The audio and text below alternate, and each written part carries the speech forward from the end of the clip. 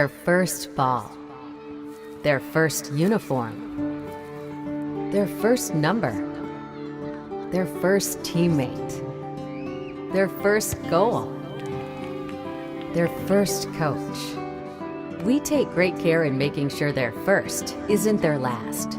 We're so much more than a soccer class. Come play with us today at kickstarttoddlersoccer.com.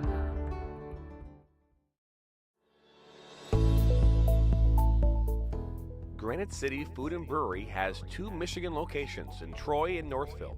Serves made-from-scratch food, brews in-house beer, and even has brunch every Sunday from 9 a.m. to 2 p.m. To learn more about their daily specials or to book a private party, visit gcfb.com. Make sure you head over to Granite City in Northville at the corner of 7 Mile and Haggerty, or the Troy location at 16 Mile and I-75. We like to do it before we go out on the weekend. We do. We do it every week. Whether we need to or not. We did it today. It was really dirty. My parents do it every day. Hey, kiddo!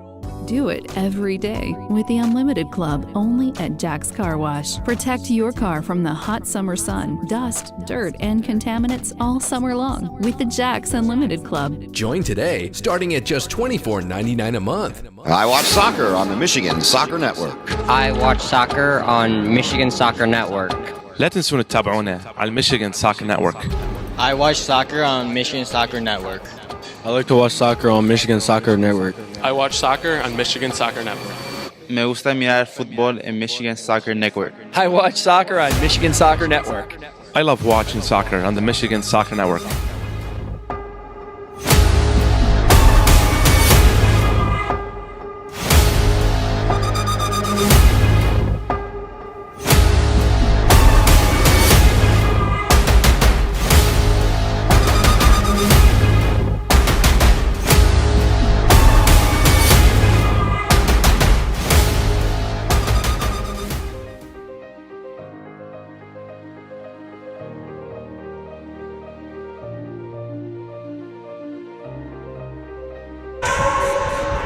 Between these two schools, there's a lot of history. 19 combined Catholic League championships and combined 4 state titles.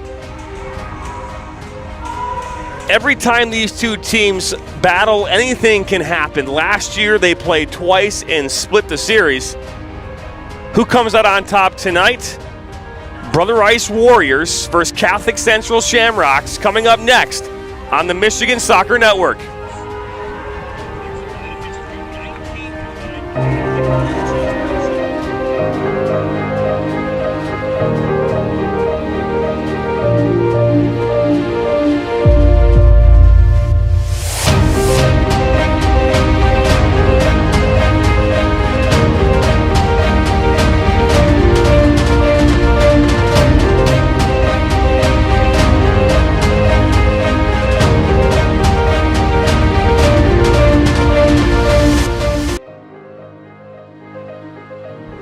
Hello, everybody, and welcome into Brother Rice High School here in Bloomfield, Michigan, for tonight's Catholic League matchup, the rivalry game between the Brother Rice Warriors and Catholic Central High School. Both teams coming into this one on some winning past here. 7-1-0 are the Catholic Central Shamrocks. Brother Rice undefeated in their first 6, 5-0-1. We were out here a few weeks ago for the Brother Rice Seaholm game with their only draw. They've won every game since. Alongside my broadcast partner, Mr. Rick Larson, my name is Jonathan Turner, and we're excited, Rick, to have you back here once again. Yeah, Jonathan, glad to be here. What a wonderful day for a soccer game, and certainly remember the Keith Bernacki Cup game between Brother Rice and Seaholm vividly, where that team or that game ended in a 1-1 draw. And most recently, I got a chance to see Catholic Central play. I took the friendly trip up I-75 to watch Catholic Central take on Midland Dow, and Midland Dow handed Catholic Central their first loss. Really, really tough game. I thought they played well, created a bunch of chances, and just didn't get the equalizer. Yeah, and there is a good rivalry here in place. Storied history I mentioned in the opener. Between these two schools, they've got 19 combined Catholic League champions. As a matter of fact, let's take a look here at their comparisons right here on the screen. Brother Rice with 10 titles, Catholic Central with 9. They both have been state champions twice in their history, while the Brother Rice had been runners-up twice. So when I was talking with Gene Police here earlier before, he's like, I've never lost a state final. He brought himself back a second because he's like, I don't want to say that before the next time we get it to one. So yeah, that becomes a little touchy area to go into. But I'm in the media. I'm allowed to say this kind of stuff, so I will. But that is the team comparison here for both these squads. A brand new graphic that we put on the screen here for the first time here tonight. Yeah, the graphics here in the Michigan Soccer Network just keep getting better and better, and I appreciate the fact that we get a real up-close look at the history of these two programs. And with about 7 minutes to go here before game time, let's talk about these two teams. Let's take a look at their rosters here. Pretty heavy roster for both these sides. Again, we came out here a couple weeks ago and we saw Brother Rice. Enzo Berdonia was fantastic. He played outside back for them. He'll be playing left back here for them once again tonight. They've got a number of good players in Joe Bruck. Ketchmeyer was really good. Just a number of really solid players. Henry Allen, the senior goalkeeper. And then on the flip side, Catholic Central way more than I do. Yeah, there's a bunch of players on the team that I've coached in the past. Ollie Jafer and Simon Sawyer have played for me in the Academy League, the U.S. Soccer Development Academy. They're both fantastic impact players for their team tonight. I got a chance to be an assistant with where Kyle Pearson was playing with the O4s. He's a fantastic player, and of course, I got a chance to coach my son for a number of years, and I'm going to get a chance to coach him again after this high school season's over. And he's going to be playing in midfield at some point here today for Catholic Central. Well, that he will. And let's take a look here at our upcoming schedule here for this weekend.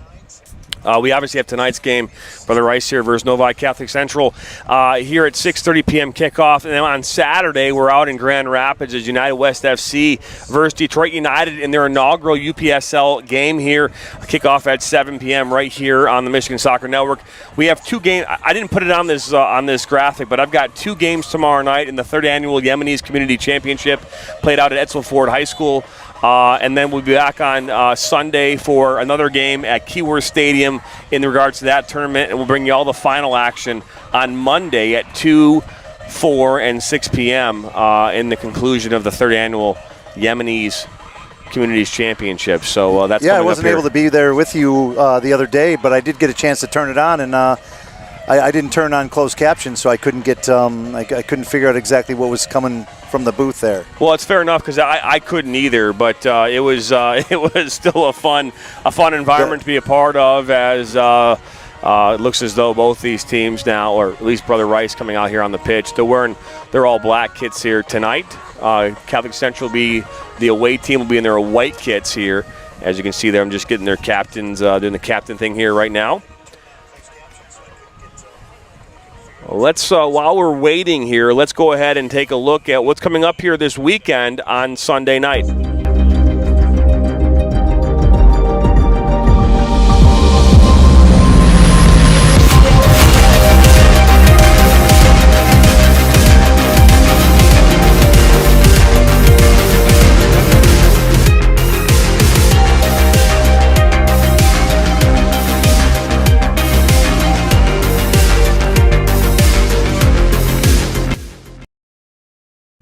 And that was the high school ranking show that's premiering here this Sunday evening, live at 8 p.m. And every Sunday thereafter, we'll be doing the high school ranking show presented by the Michigan High School Soccer Coaches Association. They will hand deliver that one. They'll be emailing me their rankings here every Sunday. I'll build them in, and we'll talk about them every Sunday evening from 8 p.m. to 9 p.m. on the Michigan Soccer Network. So make sure you come back for that here this weekend. great addition to the programming. What a great addition to the programming. Yeah, no, here on the Michigan Soccer Network. It is, and we'll be launching a high school show that will launch sometime mid-September. That will be from 6 to 8 p.m., where we'll have highlights, coaches' interviews, and things like that to be able then to end and send into our ranking show at 8 o'clock. So we're excited about that here, launching here just in a few weeks. And, just the things, I had a conversation today with some referees about bringing a referee show to our network, which we're going to be doing here. Fantastic. Fantastic. I think they need to get some airtime. Those guys are a really important piece of the game, and I know during COVID that we end up losing probably 2/3 of our referee pool, and for the fact that those guys can get some airtime and get a chance to get together and collaborate and find a way to not only continue to get better, but also enter some new referees into the mix. I think that sounds like a great idea. Yes, so let's dive into here the starting 11s, starting with Catholic Central. In goal will be Jack Rogers, Kyle Pearson, Simon Sawyer, Lars Larson, Drew Pearson. No relation. Jack Sharkey, Garen Vartanian, Frank Swanson, Ali Jaffer, Kellen Larson, and Hudson Todd will be the starting 11 for the Catholic Central Shamrocks. And for the Brother Rice Warriors, in goal, Henry Allen, Philip Chimaki, Jack Wendt, Enzo Bordogna, Grant Stice, Evan Thornton, Nico Kalaj. We've got Josh Copeland, Anthony Manicani, Liam Hemming, and Joe Brock will be the starting 11 for Brother Rice. Some exciting players on both sides, and I remember Copeland, I believe, is the one scored that goal. Yeah, where he kind of hesitated on the dribble and got past the midfield. Yep. Got past Seaholm's midfield and did the same thing against the back line, and then just trickled one into the far post. Wonderful goal. And if you didn't see it before, here's the comparison. Just looking at the history here, Brother Rice again last year was 10-7-4. They lost in the state finals 2-1 to Grand Rapids Christian. They've got 10 league championships under their belt back from 1986, 88, 94, 97, 1999, 01, 05, 2010, 2012, and 2015. Catholic Central Shamrocks currently sitting at 7-1-0. We're 12-6-3 last year. Lost to Northville 3-1 in the district finals. They've got 9 championships under their belt: 1982, 84, 92, 93, then 2014, 2016, 18, and 2020. And they won their state title back in 17 and 2020. As now we have our public address announcer here taking over for Catholic Central. They're getting ready to hop here on the pitch. Brother Rice last won a state championship back in 2009. Even though they went there last year, they fell again to Grand Rapids Christian 2-1.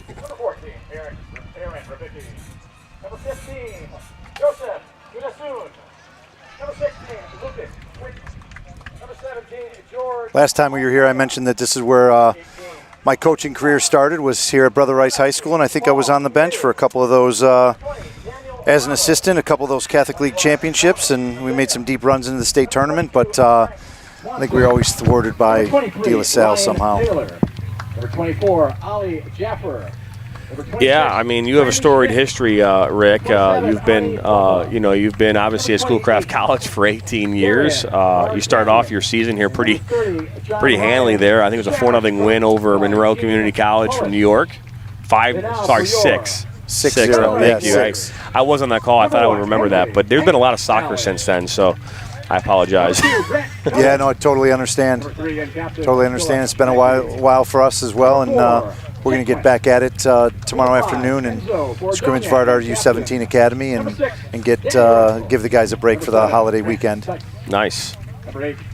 As I said, there's no break for me, but hey, you either go big or go home. Yeah, there's no break for me either. I'm going to be in Chicago coaching a couple of 2005 girls teams, and the girls, we had our last practice today before the event, and they're really excited to travel and play.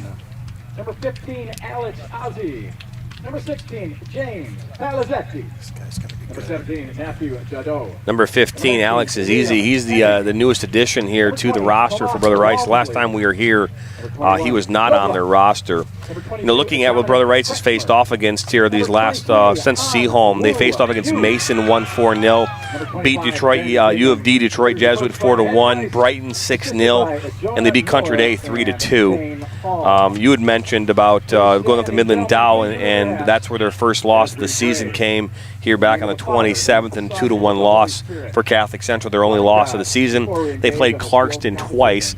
They beat them pretty handily, 4-0 and 5-1. Yeah, I was at both of those games. Clarkston didn't have one of their players that they just activated, Sabellian Roy. So I think that changes the complexion of that team for sure. They've also been playing without their number one goalkeeper, and that's been a factor as well. And you don't have your number one goalkeeper, and you have a field player playing in goal. That's going to have an impact. Absolutely. Our love, joy, peace, goodness, and faithfulness. Through the intercession of St. Anne, the patron of the Archdiocese of Detroit, instill in us the heart of your greatest champion, Jesus Christ. We ask all this through Jesus our Lord and brother. Amen. Please remain standing for our national anthem.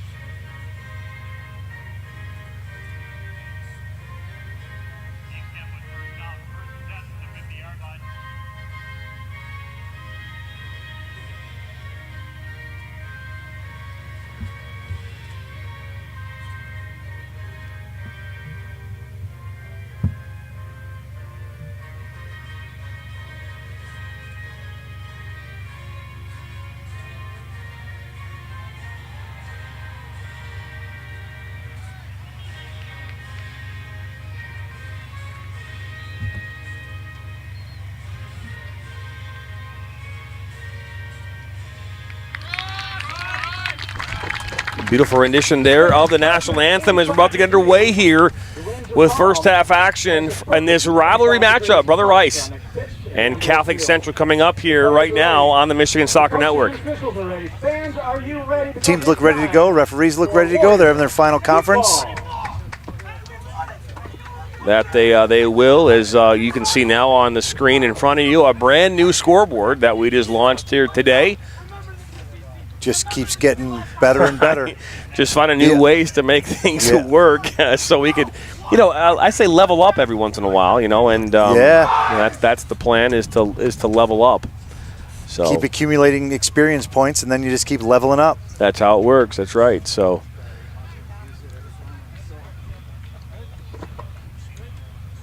As we will add in Bella Football, our presenting partner here for today's match. Bella Football is the exclusive soccer app on the market today. Team management, team communication, get rid of that WhatsApp, that GroupMe. You don't need that anymore, as you can do it all in the Bella Football communication app. You can download it for free at the Apple and Google Play stores right now. Again, it's free for teams and players. We use it here at the Michigan Soccer Network to schedule our games and to communicate with our broadcast team. For those that have accepted it, if not, they might still be getting the messages in their email and text. But we use it here. So head over to the Apple Play Store or Google Play right now, or you can head over to Bella.Football for more information and even take a look at their demo video. Looks like Simon Sawyer is going to make his debut, or is back in action tonight after having a little bit of ligament damage. He sat out a couple games. He's a real important piece for them, a dynamic defender, strong, fast, really insightful, and can help his team play from the back as well. And we are officially underway here at Brother Rice High School alongside my broadcast partner, Mr. Rick Larson. I'm Jonathan Turner, bringing you all the high school action here on Rivalry Night here on the Michigan Soccer Network.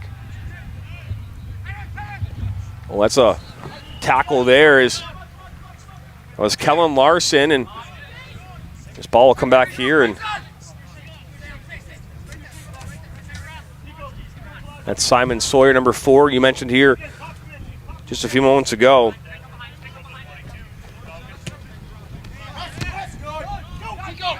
Something you might see in a rivalry game is a lot of energy, anxiousness in the first moments of a game like this, Rick. Yeah, absolutely. You're probably going to see possession change hands a number of times before anybody gets settled in and creates any kind of a real chance. There's Kyle Pearson with a good steal. That Brother Rice line was ready for it. Those 3 guys were nice and tight and compact and deep. Really hard to get a ball in there. Ball will be cleared up as Sawyer will track it down and look maybe to knock this back to his goalkeeper, and he will, and that's Jack Rogers' first touch here of the evening.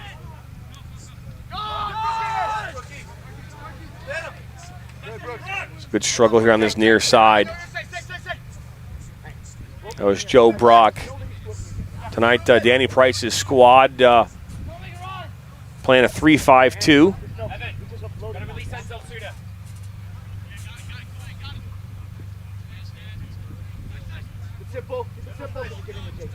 All played back by Stice, and that's the work to surround. Good ball out wide. Ball's put inside the mix. Rogers makes a save. And now Bruck will bring it in and cuts it back. Top of the 18. And Thornton elects to play it back. And now a shot that's deflected, and out comes Rogers, and he'll able come away with it. A good attack there for the Brother Rice. Yeah, sustained pressure. They finally got a shot off that got deflected, and Jack Rogers is real brave, so he had no trouble coming out and dealing with that. That was Ali Jaffer now. Here comes Brother Rice. Little hold there on the jersey. Continue to play. That's Copeland with a great turn. Copeland was a little jersey pull there. Then he kicks it away. That got to be careful. Don't want to get yourself a yellow card early in this match for delay a game. Beautiful night for soccer. It was mid-80s here throughout most of the day today. Partly cloudy. As back in play. That was Jaffer. Now Lars Larson coming down with it, and then puts this one in. The first touch of the night there for the goalkeeper, the senior, and Henry Allen.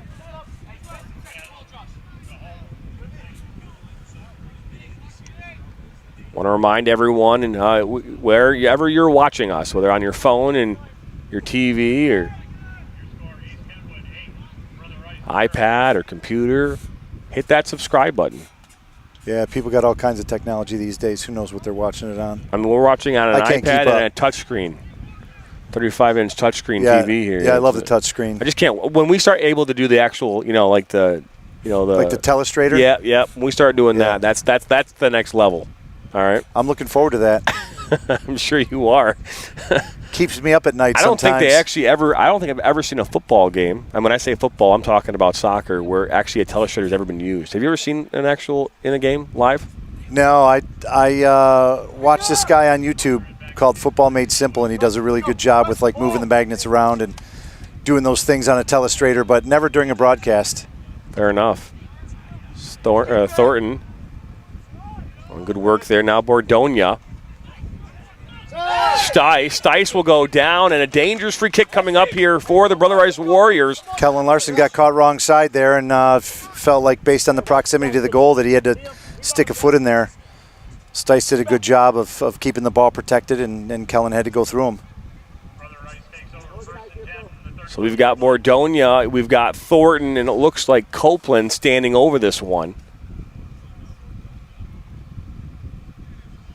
Always interesting to see who decides to take the kick. It looks like Thornton. Yeah, this menacing trio that Brother Rice has in the middle of their midfield. Look at that shot, and it goes just over. Just over the bar. Just over. We have been lucky here these last few days to see some really beautiful free kicks being taken, and that one just goes over that far post. Yeah, he got everything that he hit it exactly the way he wanted to. It just was just a few inches too high. Landed right on the top of the net. I think everyone on this side might have thought that went in. Yeah, it confused everybody there. So Mancani, and now a foul being called. Yeah, Kyle Pearson did a good job of holding Thornton off there. Oh, Nico Collage, excuse me, holding him off, and you know, I think Collage felt like he had to grab him there so he didn't get free. Sawyer finds Kellen Larson, and he'll go down. That's another foul here as Joe Bruck committed the foul. Can see Kellen's skill there is he's real elusive on the turn, and he draws a lot of fouls for his team. A lot of fouls. He really unsettles the defense with his intricate movements. Well, good ball played into number 28. Number 28 is Gary Vartanian. Sorry, Garen Vartanian. We'll cycle this one through. Oh, good ball. Lars Larson out wide was looking for number 18, Hudson Todd. Lars does a good job of coming off the front line, coming down and receiving passes in little pockets, and then he's able to find those spaces, and he's a really, really tricky dribbler. CC has a number of guys that are really unsettling to the defense. It was actually interesting on Tuesday night. We were out at Athens covering the Athens-Clarkston game, and sure enough, who pops in the press box was who? Yeah, it was me. It was me. I didn't have anything better to do, so I figured I'd pop in and see how you and Steve were doing. Yeah, make sure I was. Brought me a Coca-Cola. It was very refreshing. Thank you for that. Yeah, and then we got a chance to view an excellent football match, and it was nice to be behind the scenes on a broadcast and hear you guys interact. And guys did a wonderful job, and the two teams on the field really played an entertaining game.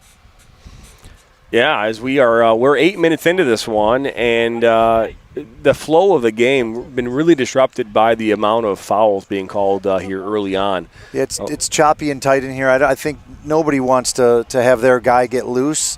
So I think sometimes with the intricate skill that the players have, you end up making fouls. Well, there's a little flick there by Copeland, and I think they're going to call that a goal kick, and they will.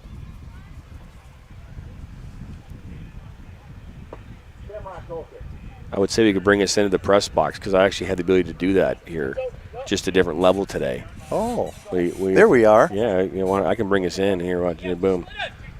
There we are. Okay. There we are. Right, is just a little bit of us here, Rick and I here in the press box. Day-to-day technological advances.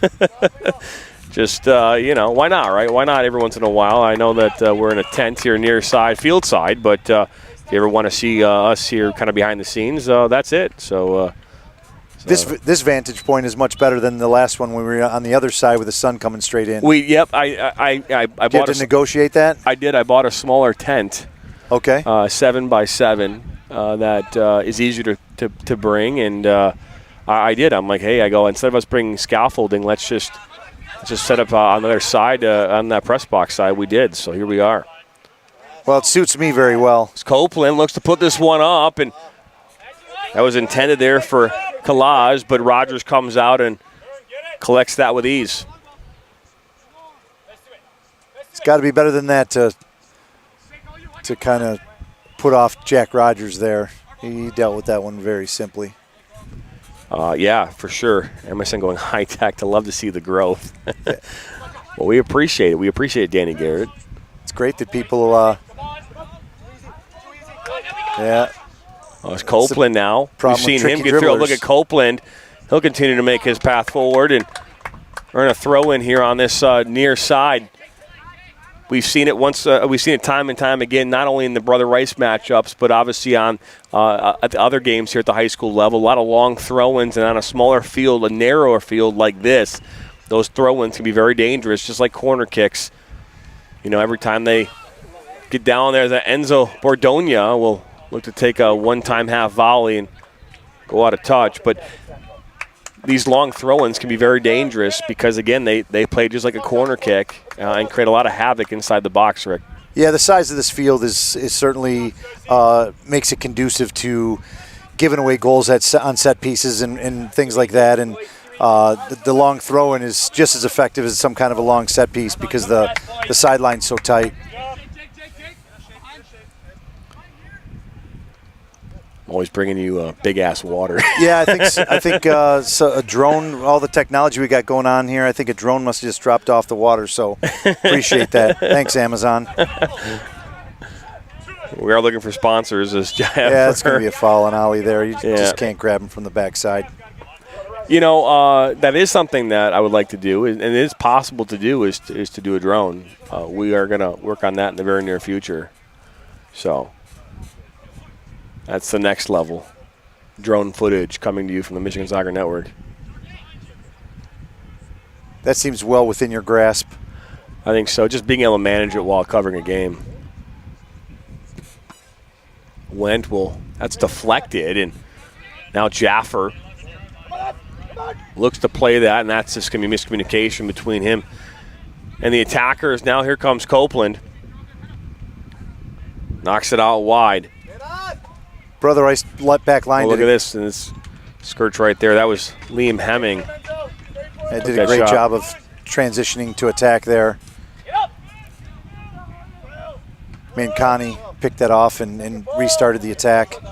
Oh, this ball's coming right near the... Straight into your living room. Yeah, I was going to say, literally. A good throw by Wentz, and he was looking for Grant Stice up that near sideline.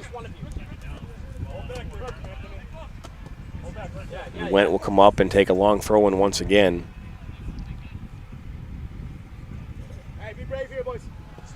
Drew Pearson pointing out who's supposed to take who on this long throw. See, the sun's going to impede the vision of the players here. Yeah, and we are a half hour later than the last time. So, you know, that sun in the last game that we had, you know, it was, you know, that half hour difference could make a big impact here as we get later in this game. Yeah, as it gets lower in the sky and it gets the angle of the sun's rays goes straight into the player's face.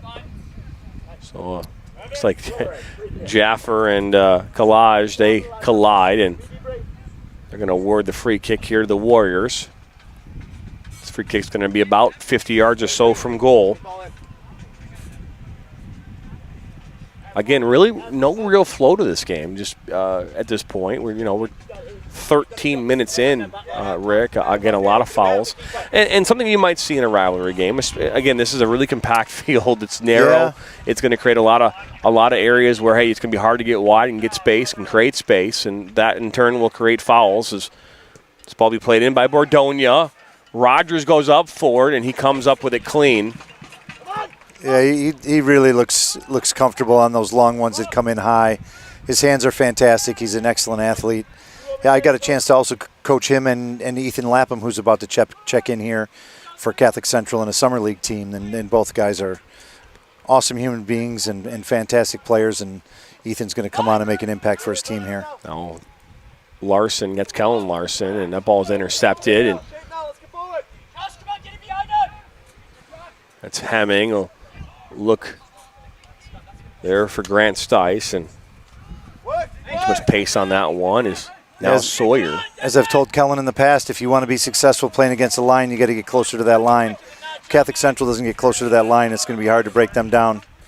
Paul was looking there for Sharkey, just put away there by Chemecki.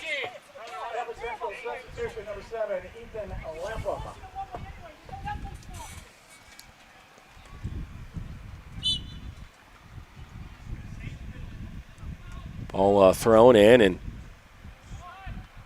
surprised that wasn't offside. Oh, that one. Is that going to stay? I don't know. I don't think so. I think it's going to go in the parking lot. We're pretty darn close. Yeah. That was Ethan Lapham that kind of chipped it up there, I guess is the right word to use. Chipped it up there a little bit. Yeah, I think he was just trying to buy himself some time to get under the next one, but that one didn't land in the fairway. Touche, I like that. That was good. Good little. Just waiting for the next one. Yeah, I think sometimes my players get a little torn down by my golf and soccer references and connecting those things. Oh, look, that's a smart play. There's a shot, and he buries it. Kyle Pearson puts Catholic Central up 1-0 here in the 16th minute. What a turn, what a layoff, and what a finish. Frozen goalkeeper always tells me that the forward made exactly the right finish. I think that ball was played into Lars Larson, who spun back against the grain. Oh, yeah, it's great. Yeah, graphics. Yeah, I love it. Lars Larson laid that off to Kyle Pearson, who scored his, he's got to be in double digits now. Kyle's a wonderful goal scorer. Again, that goal scored by Kyle Pearson. Kyle's going to Michigan. In the 16th minute. Committed a few months ago to go to Michigan, and he's got such a great engine. He's so tough, and he's so smart in and around the box. Just trying to see who got the assist. I thought it was Lars Larson. I thought it was number 6 because he's their highest guy in their little yeah, I think you're right. 3-5-2, 3-4-3, 3-6-1 kind of thing they got going on here. Ollie Jafer picking up a yellow card. Oh, I didn't even. Yeah.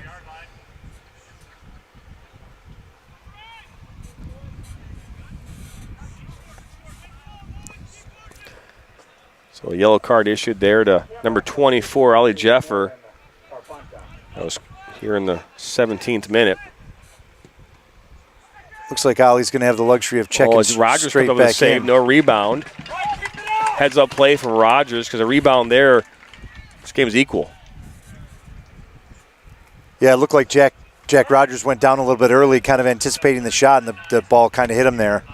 I'd be interesting to see what his take was in that one. But, yeah, certainly a missed opportunity by Brother Rice.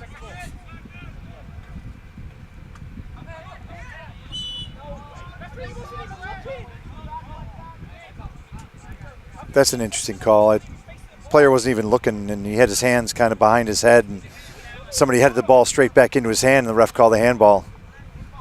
Yeah, Danny Price is not happy with that call, and based on the fact that his player knew nothing about it.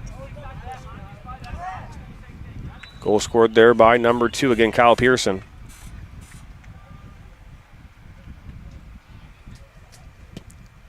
As Pearson will put this one in and head it away. Kellen Larson.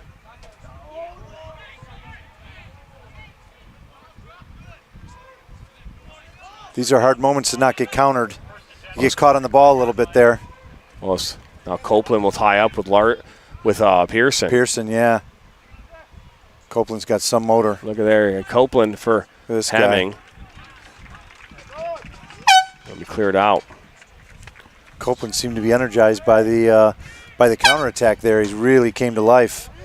Oh, some heavy shoulder-to-shoulder action there on that far side. Yeah, I missed that. Coaches are saying something about it, but I didn't see it.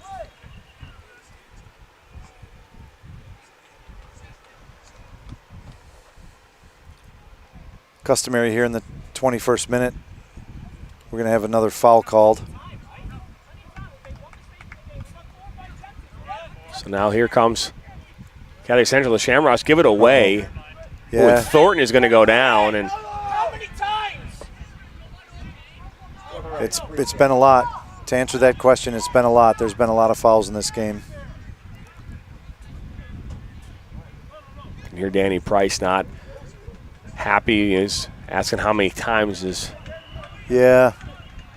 Yeah, and plus you don't want to see Thornton going upside down in those rash challenges either. He's a real important player. All played big part short. Of their attack. Chemecki looks to play this into Copeland. Copeland, oh, that's a sweet touch.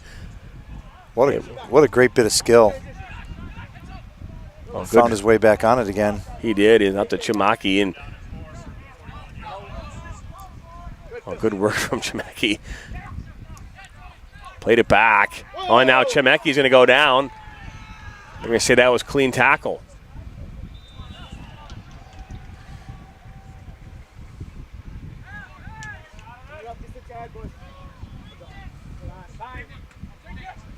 went off the face there of Lapham.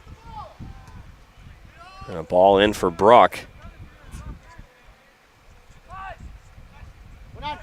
Stice will lay it back to Collage. He looks to take a shot, and that's deflected up and out. It's our first bit from Collage in the attack there. Certainly they want to try to get him going as well.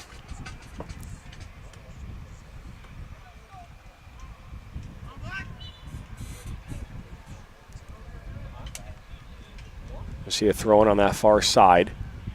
See a couple subs coming in here for the Shamrocks. Number 3 be coming in. 3 is known. The shot goes up and over.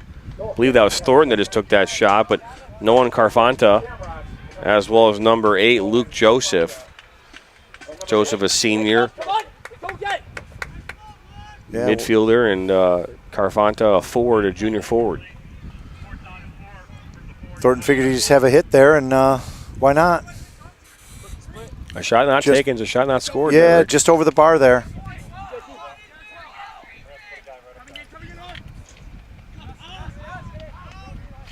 Ball still on the pitch.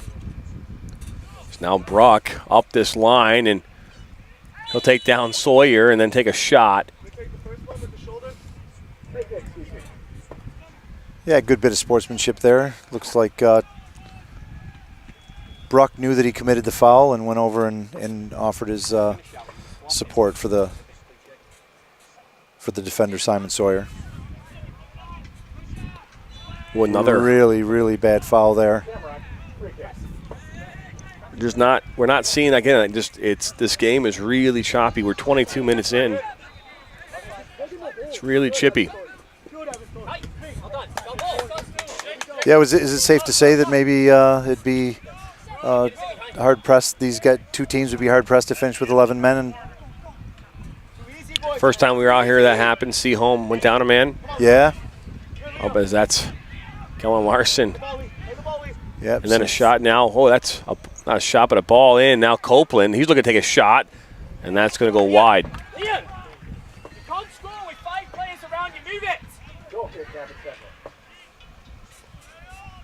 So we are smack dab here, right between both benches. We're going to, from time to time, going to hear since we had the open mic right on the field, we're going to hear Danny Price, possibly Gene Police, and So it just adds to the experience. That it does. Push you right down in the field. Headed away now. Copeland looking to line one up once again, and Copeland's really found some freedom there at the front half of his team, and there's a little soft spot between Catholic Central's back of their midfield and the front of their back line, and he's able to get some shots off here. That's got to be cause for some concern.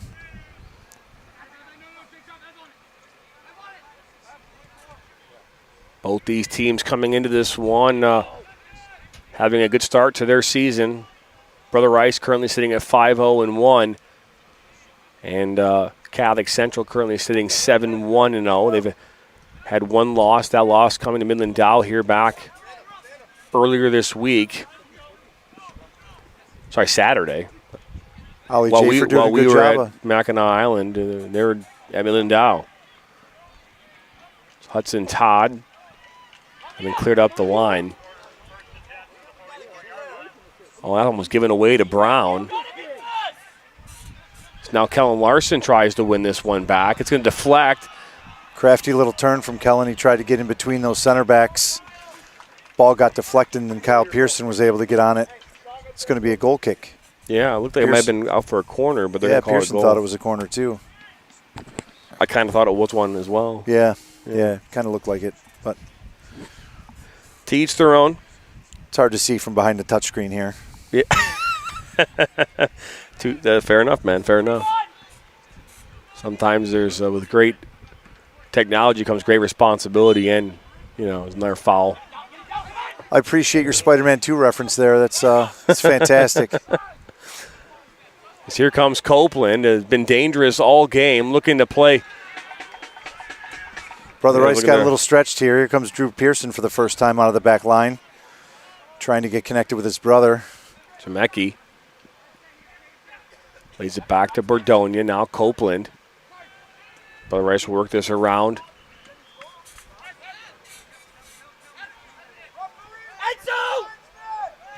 Finds Brown.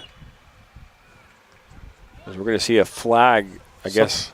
Something's going on over here with the near linesman. I didn't see what happened. We're going to see an official timeout. So the clock has come to a stop. Hey, I'm not going to say it again. I'll bring you off. As maybe there's some blood possibly on Joe Bruck. Is that? That's what I think. That's what they're pointing to. Yeah. Referee's going to restart this game with a drop ball. Drop ball for Catholic Central. Okay. Jaffer was the one that started with that ball. It's now Bordonia for Rice. Oh, that's a misclearance. There's Larson now finds Pearson with a shot, and that goes just wide. It's a heads-up play there by Kyle Pearson, almost caught Henry Allen by surprise. Yeah, the element of surprise is always a great way to attack the goal, and I think Kyle he made a nice turn there, and his teammates slipped him in, and probably not from an angle that you should score from, but I don't think you can tell Kyle where to score from. He scores a ton of them.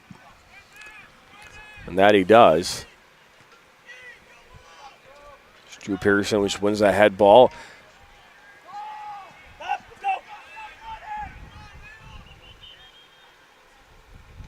So one thing about a narrow field like this, a lot of times the ball will, you're talking an extra 10 or 15 yards that you might be missing out on on a field like this.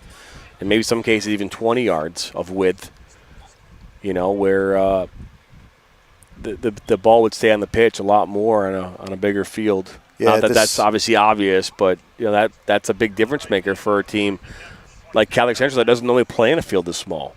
Yeah, the game's been choppy with the fouls because it's tight, and the ball's been out of bounds a lot, and there's been some substitutions, so the rhythm and the tempo of the game is really unsettled. Look at this one-time shot from Brown, and that's going to go wide. And this is that's Thomas Walmsley that's coming up, hobbling a little bit. Yeah, he just entered the game and got himself in a big tackle that won the ball, and they were able to get a shot off because of it, but we'll see if he's going to be worse for wear.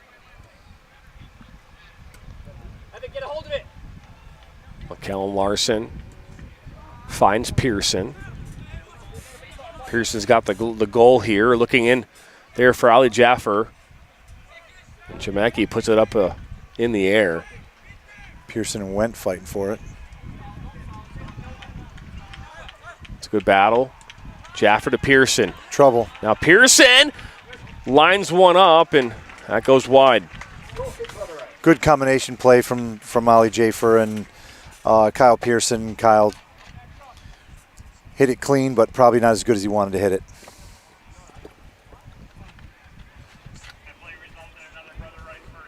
So Mancani will take this goal kick here in the 29th minute. A 1-0 game here in favor of Catholic Central. If you're just joining us, Catholic Central got on the board in the 16th minute off a goal from... What a touch from Ali. Kyle Pearson. That was a great ball in from Lars Larson, and put one in just past the diving Henry Allen, and that's where this game stands right now. 1-0 here in favor of the Shamrocks. Luke Joseph to Larson. Now Jaffer. Kel and Ali Jaffer doing a good job of keeping possession. Now Collage. Oh, he met right there by Pearson. That's a giveaway. Pearson, and what a big save by Allen. Defensive miscue there by Chemecki. Almost cost the Warriors a goal, but Henry Allen coming up big. Chemecki recognized that he made a mistake there, and Pearson plucked the ball off him, and I think he dove to try to grab him.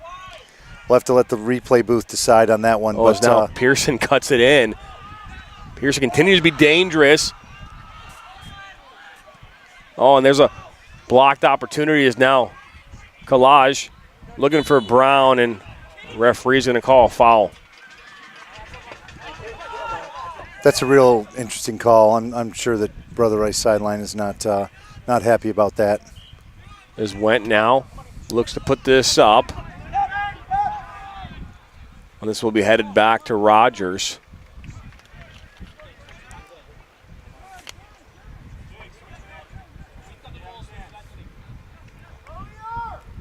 Kellen's pass is blocked. Now Sawyer. Kept by Luke Joseph and Simon Sawyer. Drew Pearson with a good pass to Simon. Now Pearson will try to bring this down, and Went keeps it on. Now Sawyer puts it in the middle right to Copeland. Not a player you want to put it to. Copeland looks out wide, looking for Bordonia. We haven't called Bordonia's name a lot today. No, we haven't. This ball's put in, and the Rogers comes up. Really good cross. Really good cross from Bordonia. Just not enough players flooding the scoring zone there. Carfanta finds Kellen Larson. Into Pearson, and that's a tackle by Chimeki. He goes through the back of Pearson, and they're going to say that's a... And now the assistant referee is going to point for the Warriors. That was an interesting moment. I think that they're all interesting, if we're not mistaken. Yeah, Chimeki left his feet there and poked at the ball, and somehow they had it went off a Pearson for a throw-in. The referees pointed in opposite directions to start. And then the center ref cleared it all up by saying Brother Rice throwing. Hemming, he's back in the game. So shoulder to shoulder, and Hemming will go down. And now they're going to give a foul or a foul there in favor of the Shamrocks. Of all the fouls in all the soccer games, that looked like a foul. That wouldn't look like a foul. That looked like a foul. Ball switched here, this near side to Sawyer. That's in my own little loving way agreeing with the ref on that one. Yeah, fair enough. So Jaffer earns a throw-in. Carfanta on up the line.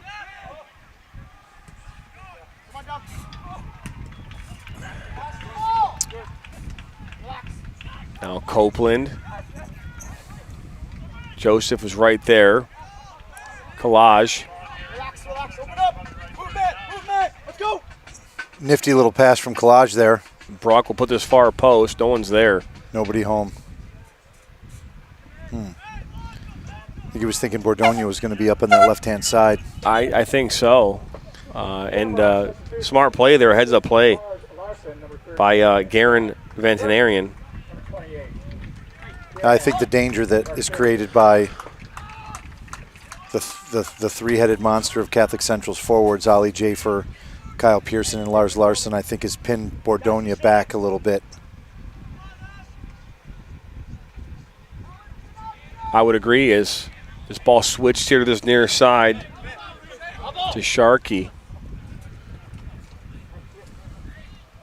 the senior.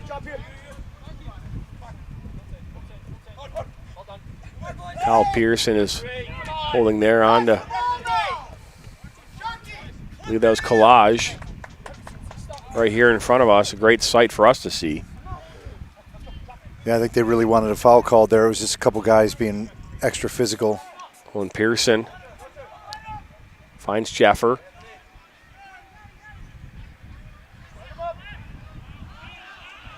Poked away by Mancani. Jaffer on the ball again. Yeah, Jaffer with a shot now, and that's going to go right in the arms of Henry Allen. He's got to get a little more sting on that if he's going to beat Allen. He'd like to get that one back, I'm sure. Allen had no trouble. This ball will skirt to number 22, Ketchmeyer. Nothing doing. Rice has struggled here these last 10 minutes, 10, 15 minutes, Rick. They were creating some quality opportunities in the first 20 minutes of this, 25 minutes of this first half. You know, not necessarily creating the I would say the final piece of that, getting a quality shot on goal. But we've seen Copeland coming up, getting a number of shots, some free kick opportunities, but we haven't seen a whole lot of anything from them here in the last 10, 15 minutes of creating any opportunities in the final third. Yeah, I think the battle of territory has gone to Catholic Central here in the last 10 minutes or so, and there's been a little bit more freedom for them in midfield, as you can see here, and then trying to spring Kyle Pearson free. There's another foul just being called.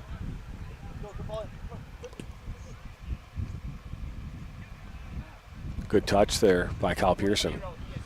Yeah, I think we're just killing the game a little bit here. We're going to see a sub. Grant Stice can come back on here now.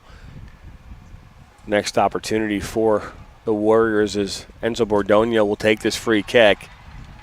As you see Stice standing there with his shoes untied, I think that's a thing these days. Mancani goes up for it. Ball then cleared up. Now Pearson will come down with it. Find Lars Larson, but a good win there by Wendt. Yeah, Wendt made a great tackle there. Timing was excellent. Copeland was looking for Mancani, but Pearson, look at that ball from Pearson. What a beautiful ball that was to Ali Jaffer. Jaffer had Lars Larson, then he takes a shot near post, and Henry Allen comes away with it. Yeah, that was similar to the left-footed shot that Ali Jaffer took maybe a minute and a half ago. Just didn't have enough sting on it.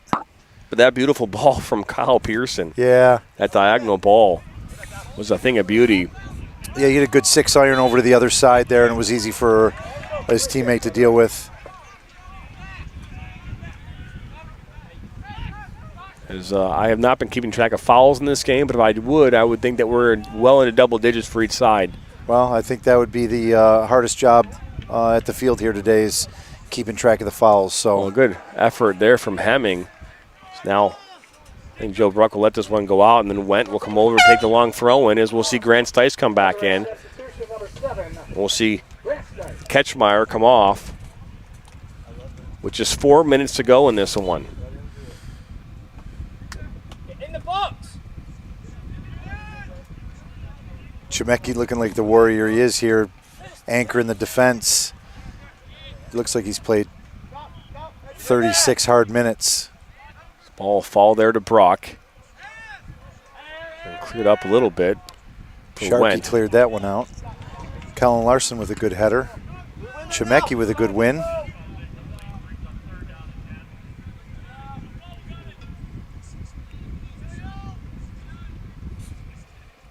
Hudson Todd. Now Bordogna will find Thornton. And Thornton will go down. He's been targeted quite a bit here tonight. We've seen him on the ground quite a bit. At some point in time, the center official's got to recognize that and maybe start to, say, hey, it's persistent, foul on a player and give a card to someone. Yeah, at some point enough's enough as far as the referee's concerned. But if he never draws that line, then it's maybe we're looking at a second half with a similar amount of fouls. Good ball from Bordogna right there at that far post. As Sawyer will look to bring this and clear it up. Now Thornton has it for the Warriors, and he'll lay it back to Chemecki. And then back to Wendt. Good job holding the ball, but they're not gaining any territory here. Now they got their playmaker on the ball. Collage, yep. Copeland. Here goes. Oh, Copeland now has it. Can he get a cross? He can, but that's going to go towards the end line as Rogers will come over and pick it up. Looked like Copeland was just running a little bit too fast after that combination play to get any quality connections with his teammates. So we are with 2 minutes to play. As we mentioned before, our clock will continue to run, even though this high school game, the clock does stop. So when we can, we'll keep going. But there's only 2 minutes left in this half.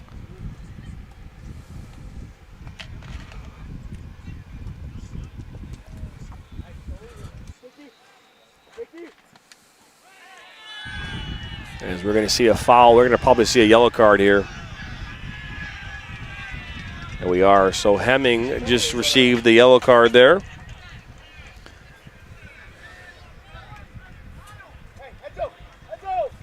Hemming plays real hard, and I'm not so sure that was yellow card worthy, but maybe, based on the number of fouls, the referees, maybe he's had enough of it.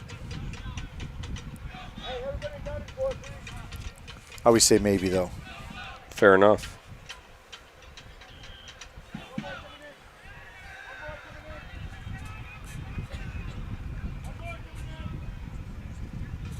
Ball's played in and not inside the 18, but ooh, a quick shot right there. What a shot that was from Larson. Lars Larson across his body there. That was fantastic bit of skill. Not the fundamentals that anyone was taught, but just turns and takes a crack at it and almost sneaks one by the goalkeeper, Henry Allen. Now, that's a dangerous tackle. Yeah, that improvisation piece from Lars Larson there was fantastic.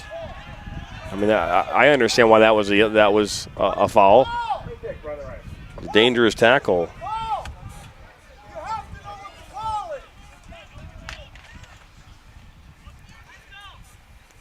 Would you agree with that call? Catholic Central sideline not too happy with that. It was a bit of a blind turn by the Brother Rice player. I can't remember who was fouled, but it probably was a little bit excessive force. The timing was fantastic, but maybe there was excessive force. Oh, that Copeland will come down with it with just 10 seconds to go. Inside the 18, cuts it back, and it's going to get a corner.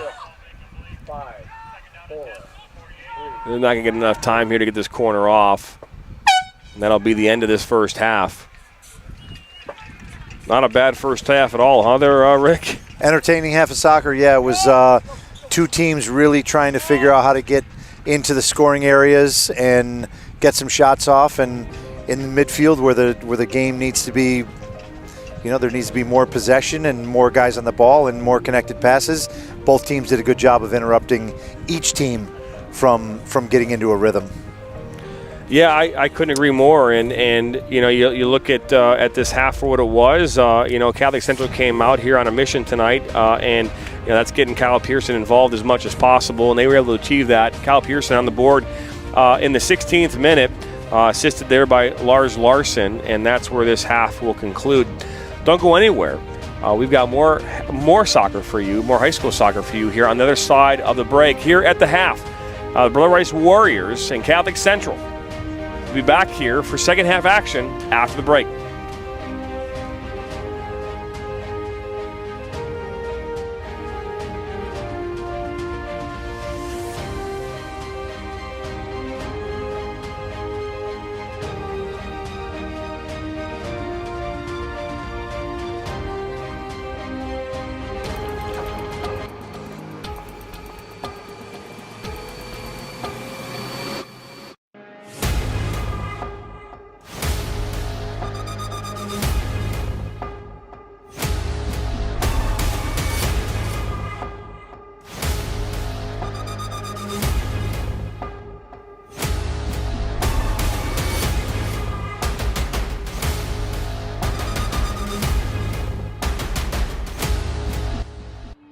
Their first ball, their first uniform, their first number, their first teammate, their first goal, their first coach.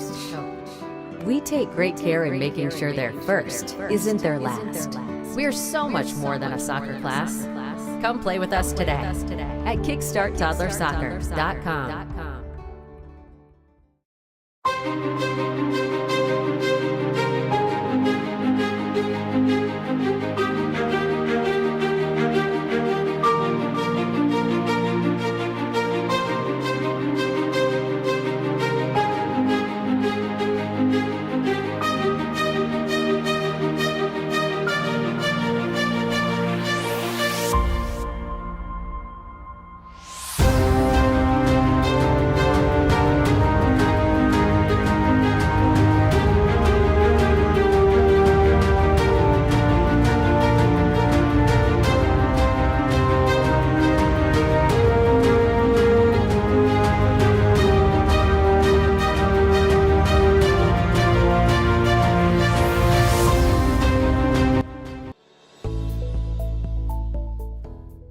City Food and Brewery has 2 Michigan locations in Troy and Northville. Serves made-from-scratch food, brews in-house beer, and even has brunch every Sunday from 9 a.m. to 2 p.m. To learn more about their daily specials or to book a private party, visit gcfb.com. Make sure you head over to Granite City in Northville at the corner of 7 Mile and Haggerty, or the Troy location at 16 Mile and I-75. In life, things aren't scripted. If you're an athlete, we need people like you and translate those skills to officiate. You can get a lot out of it. It happens in every town, in every game. We never have a perfect game, but the rewards always outweigh the negativities.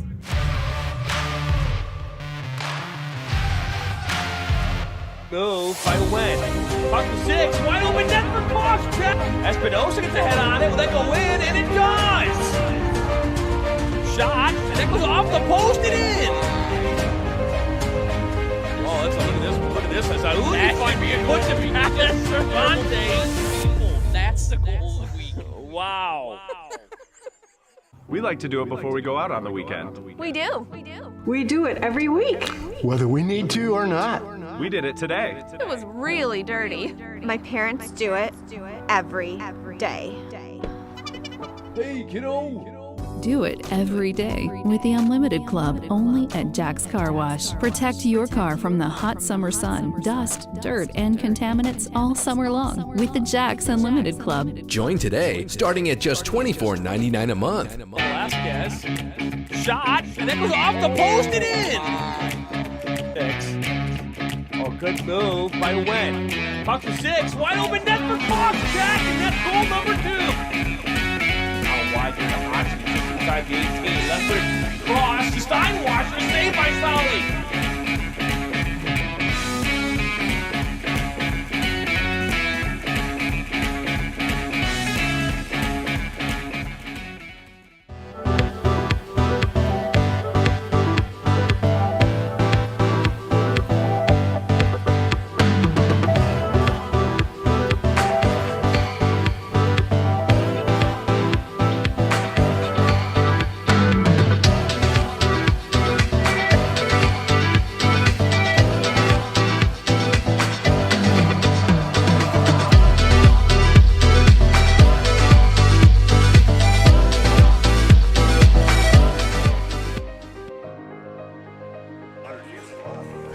Welcome back here into Brother Rice High School. As some shots taken here earlier this afternoon as these players were warming up for Catholic Central.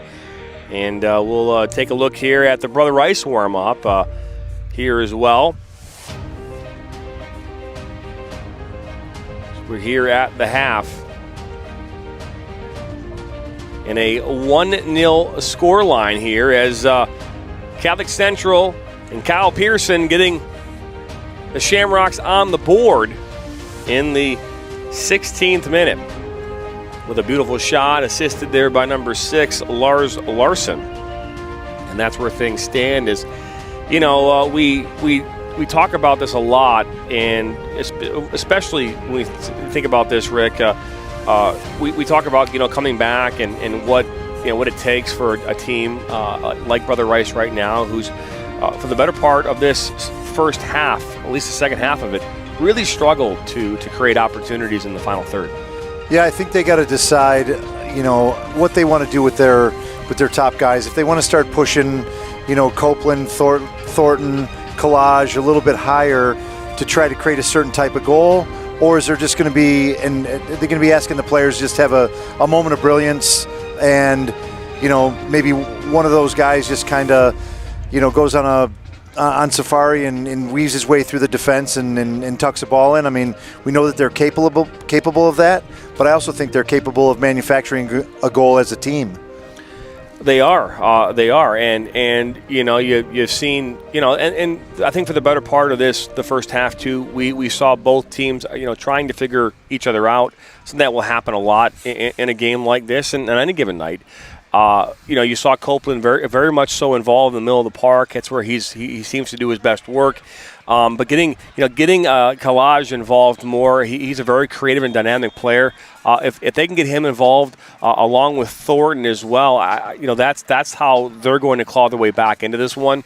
Right now, though, it's been all Shamrocks at least the last 20 minutes. Yeah, when the game was unsettled, it was 50-50, and then Catholic Central started to take over the territory battle and started to create the better of the chances, found open guys in dangerous areas, and really made it unsettling for the Brother Rice defense. Yeah, and we're excited to bring you some more second half action here in about 2 minutes. But before that, take a look here at our new sponsor, the Windermere Hotel. The Windermere was originally built in 1887, the same year as Grand Hotel, as a summer cottage. And in 1904, my great uncle bought it, Patrick Dowd, who was a contractor here on the island. He built the governor's residence, he built Stonecliff and a lot of the other big homes on the island, and he converted it to a hotel. It has been in the Dowd family since that time. And my parents took over in 1945, and I took over in 1975. So it's been a family tradition. We're very proud of the Windermere. It has 26 rooms. We do not have a bar or dining room. We do provide continental breakfast in the morning. We are conveniently located to the boat dock, shopping area, restaurants, and we're about 4 blocks from Grand Hotel, the big hotel on the island. We have a wonderful porch on the front of the hotel, and we own the property across the street called Windermere Point. So all our guests really enjoy sitting on the porch and watching all the freighters go by. And it just is a wonderful ambiance to the hotel. The Windermere is open from Mother's Day weekend until the middle of October. We enjoy many repeat guests. We we have children. We have large rooms that accommodate families. So give us a call. We'd be happy to be your host on Mackinac Island. So we welcome you back here into Brother Rice High School for second half action here on the Michigan Soccer Network as the teams are about to take the field here once again. If you have not spent any time on Mackinac Island, I will tell you we were just out there this past Saturday and we stayed at the Windermere Hotel. If you're thinking about going up to Mackinac Island and making that 16-minute ferry ride from Mackinac City or from St. Ignace, I would encourage you to pick up the phone and call the Windermere. They do a fantastic job. Their Rob Chambers has been in the family, as she said, for over 100 years. It's a phenomenal place, and encourage anyone to make their way up there. Looks like a beautiful setting. Yep, and I took full advantage of it, and I was like, hey, we want to come up here more often. What do I got to do? Let's do a commercial. So, yeah. All the moons aligned. All the moons aligned, and we're excited, that they are now part of the Michigan Soccer Network. As we are second half action here underway alongside my broadcast partner, Rick Larson. I'm Jonathan Turner, bringing you here all the action here tonight. Catholic League action here as this ball's played out wide to Hemming. As Brother Rice looks to start this half off quick. That's cleared up by Kellen Larson, looking for Jaffer. And that'll be cleared out. Went does such a great job at timing those tackles. In the transition to attack, he really cuts those things off and intervenes at the right time. I want to remind everyone that this broadcast is brought to you by Bella Football. Make sure you head over to Bella.football for more information about the team management, team communications, scheduling app exclusively for soccer. Lapham to Larson to Jaffer to Sharkey. Yes, sir. As ball played back to Mancani and Shemeki. And good ball moving out of the back. As Copeland, it's a good tackle, and it's going to go out of touch here for a throw-in on this near side. Hemming, taken down by Ontarian. I think that's one of those moments where you're careful what you wish for. Coach Danny Price asked for a foul, and they gave him one, and it went the wrong way, and he's shocked by it, as I am too. It was a good ball into Pearson. He's now inside the 18. Mancani right there, and he'll clear it out for, it looks like, maybe the first corner of the night for either side. Really patient defending from Mancani there. Pearson can become a handful inside the box, and to stay away from a foul is really important for the defender. So here comes the first corner of the night for either side. Ball comes in near post and back out wide. The ball will go out over number 13 there, Jack Sharkey. Oh, a little shove in the back there from Hemming. He's got to be careful. He's got a yellow card. Hemming's on a yellow, yeah. It's that was a little bit of a rash challenge. Clattered into the defender there and knocked him over.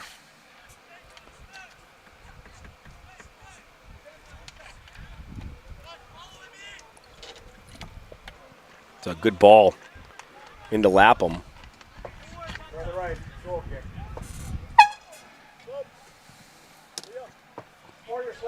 Number 14, Ethan Brown.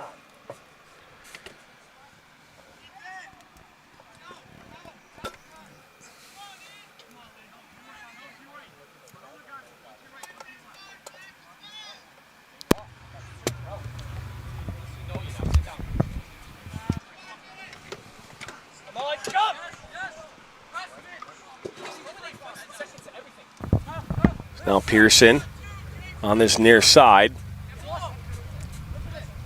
Finds Lapham, and it's not bad ball movement from them as Kellen Larson gets tied up a little bit, but cuts it back. Kellen with some nifty feet there to get out of trouble, and just stuck that ball in a gap that he thought Lapham was going to, and two players on different pages. Collage and Lapham right here on this near side get a little battle, which is good to see. You know, you want to see a good, healthy battle. You know, you look and get the ball, and you're not going to, things aren't going to be easy on a soccer pitch, especially in a Catholic League rivalry game like this. Yeah, two guys fighting for space there.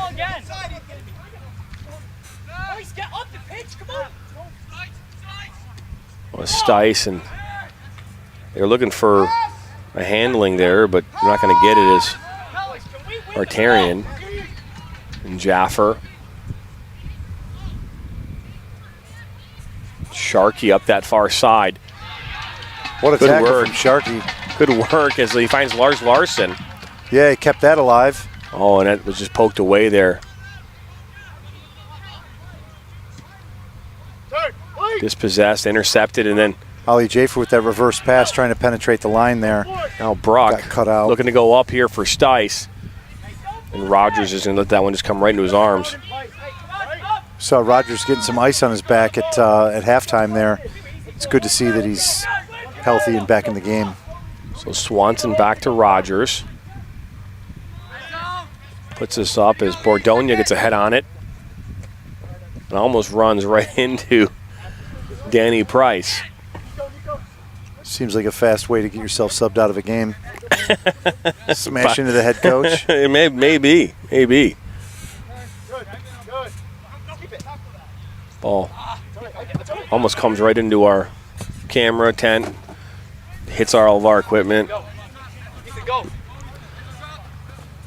No worries though, as it's all protected by boxes. There's Lars Larson trying to bring that one down. Skill there from Ollie Jafer and Kyle Pearson. A couple side volley passes. It was a ambitious shot there, maybe thinking of what Lars Larson did there in the first half and didn't quite land that one as it goes up and over. Maybe a little hasty from Jafer there, but he's real dangerous.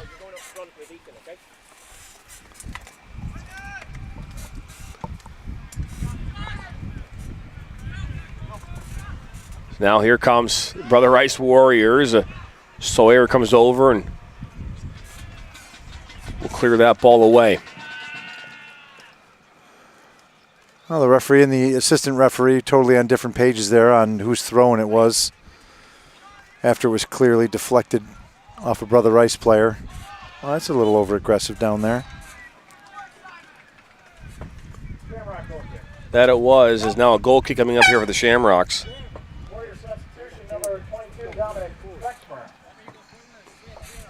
Ethan Brown dispatching of Simon Sawyer there on the end line.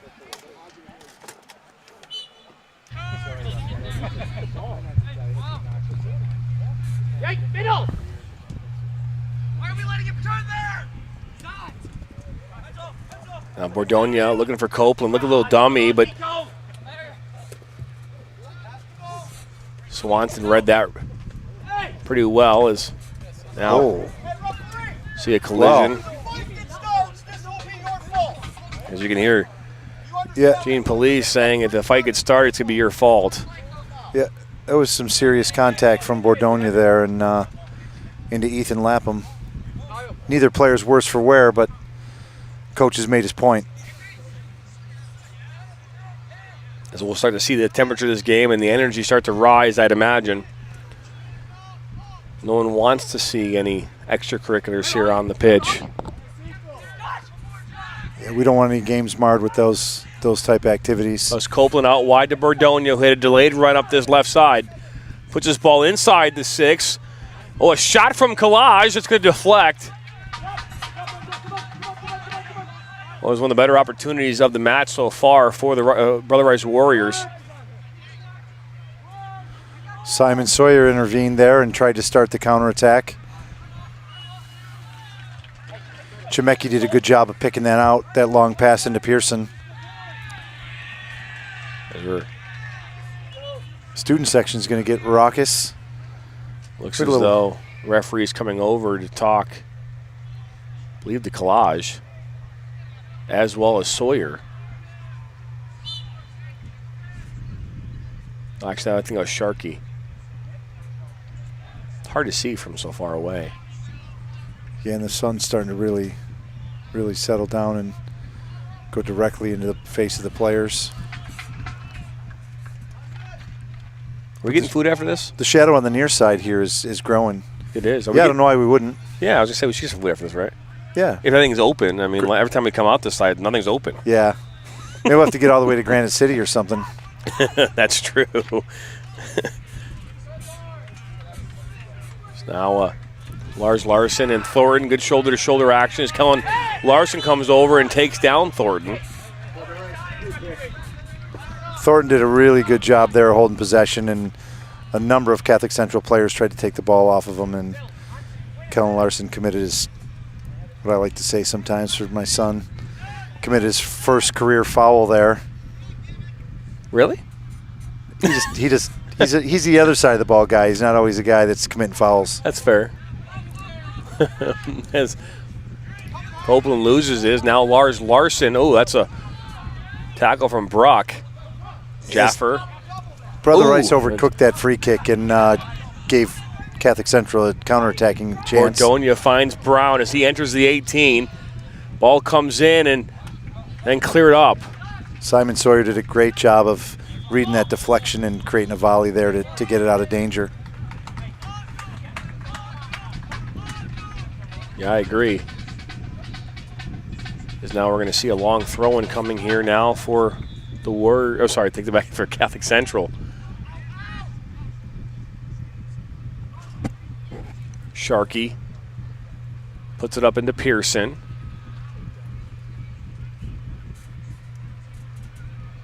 Game just gets a little static at time and forces all these players into these 1-versus-1 scenarios, and then it just becomes a matter of either who's more physical or wily to get out of the trouble, but it does add a physical element to the game. That it does. Is now on the counter, it looked as though Jaffer was off. The flag will go up. Yeah, flag went up. Pass was late, run was early, however you want to look at it. I think both. Okay. So Ketchmeyer now saw this. He's playing on that right side as a right back. He started this half. Thornton getting the attack going. That he is the ball just went past Copeland. Yeah, Copeland couldn't corral that turn there. Could see what he was trying to do and what he wanted to do, but just couldn't hold it. Catch Markets nice little head up the collage, and he puts this one in for Thornton. And it goes right to Copeland, who tries to turn, and good defensive play there from the Shamrocks. Out wide to Bordonia. Copeland turns, cuts it back. Oh, shot, and that's a save by Rogers. No, it's not. It says a goal kick. I look like he got a piece of that. There's that little fake pass thing that Copeland does, and he kind of hooks it with the inside of his right foot to elude that first defender and get himself free. If my eyes don't deceive me, I think that Coach Danny Price has pushed Nico Collage over there to right wing to. He has. He was playing change up some elements. The left side in the first half, and he's playing him much wider, out wide on that far side. Brown is playing more of a striker role. Maybe there's a matchup over there that he likes, something he saw in the first half that he'd like to exploit. Thornton is met by Pearson, and going to call a foul. They're going to say play this quick. That ball was still moving, so it's going to come back. So 27 minutes to go in this one, and 1-0 is the score. Score coming in the first half, 16th minute from Kyle Pearson, assisted by Lars Larson. And that's where this game stands right now. Last year, these two teams split. Catholic Central came in here and lost 1-0, and then Brother Rice went out and lost 3-1 at Catholic Central's home pitch. That goal was scored in the last 10 minutes last season at this Shemecki's done a great job to intervene on those long passes. They're trying to create some length in behind. So Went comes over and a win from Arnie Polpa.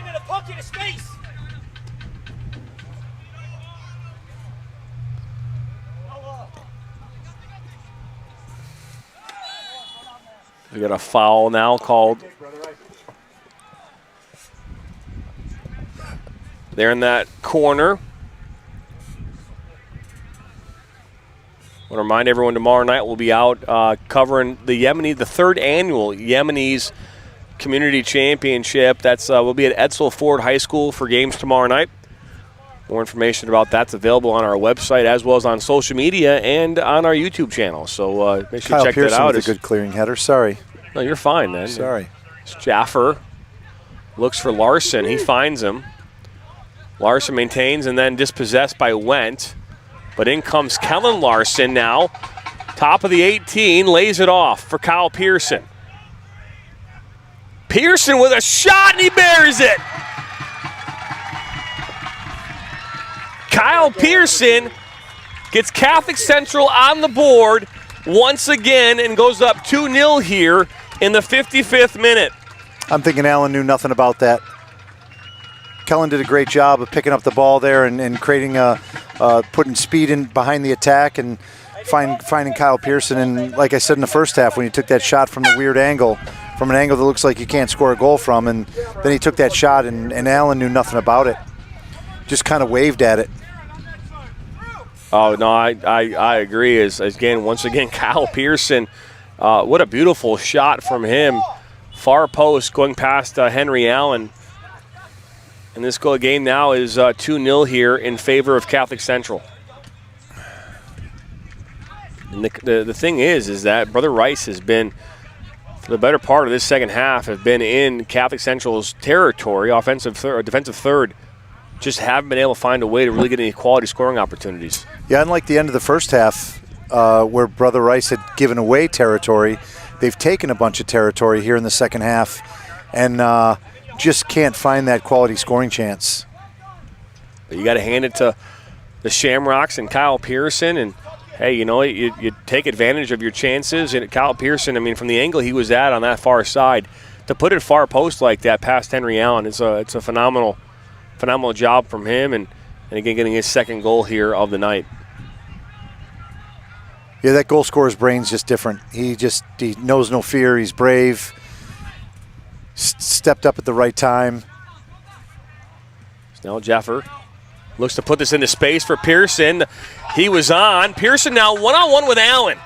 Pearson, and Allen comes up with the save.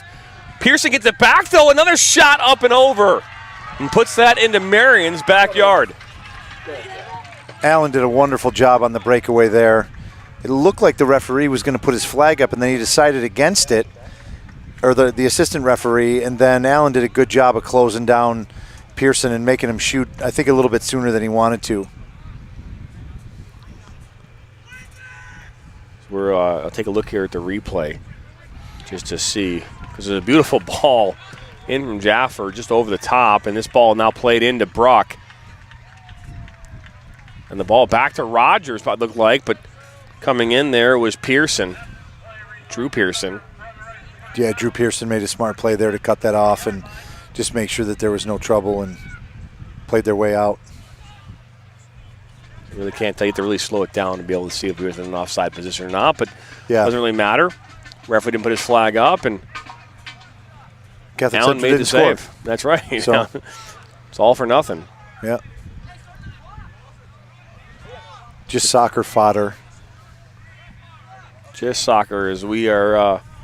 It's been a good matchup so far. The only complaint I would have as a broadcaster has just been a lot of fouls, but that seems to have subsided a little bit here in this second half.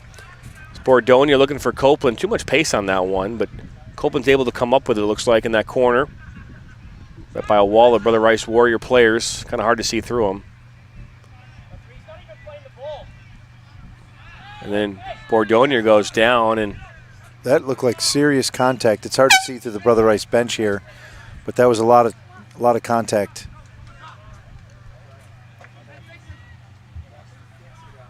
There's Bordonia that went down. Looks like we just had a substitution as Went will come off. Actually, take it back. Went's going to take this long throw. It looked like he came off as a substitution. Yeah, I thought he was coming off too, but then I was thinking, like, the ball's thrown in. A good throw. It goes far post. Rogers comes up and comes up with it. Went's been so good on defense that I was going to be shocked that he was going to be coming out of this Larson game. there. A little touch by Jaffer just behind Larson on that combination play, but then intercepted by Jaffer. So now Larson finds Polpa.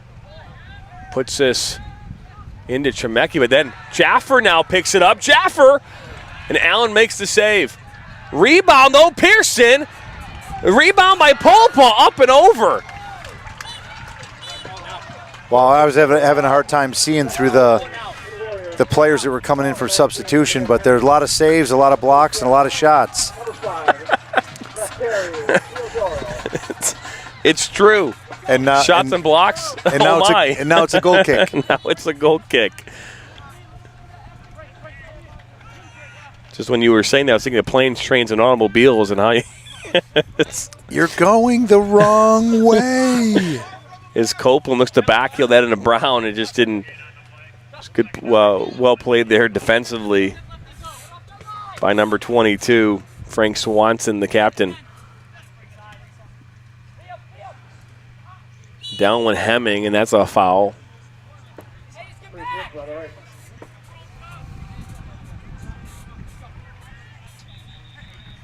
Looks as though Bordonia will take this once again here for the Warriors. Looking to find something positive here. I think last time they had a free kick over here, they had some little play that got countered. So it looks like they're going to go with some no-nonsense action here to try to create a goal. So Bordonia will put this inside the 18 and headed away by Swanson. As Thornton will lay it back. Nice little header from him. As Bordonia plays it right past number 5 there, Theodoro. Puts this one in the mix, and now Sawyer will look to clear it up, and he's able to get up here a little bit. Is now Jeffer and Thornton. And then Jeffer looks to play this long into Larson, and he's able to find him. He's got Pearson out wide. And the ball goes to Kellen Larson. Look, turns, shot, and blocked, and the flag will go up for offsides.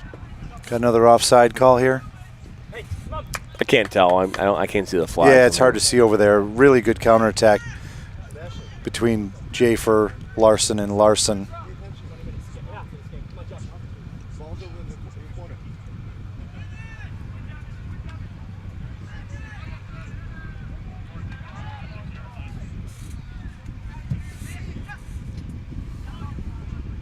All out wide there.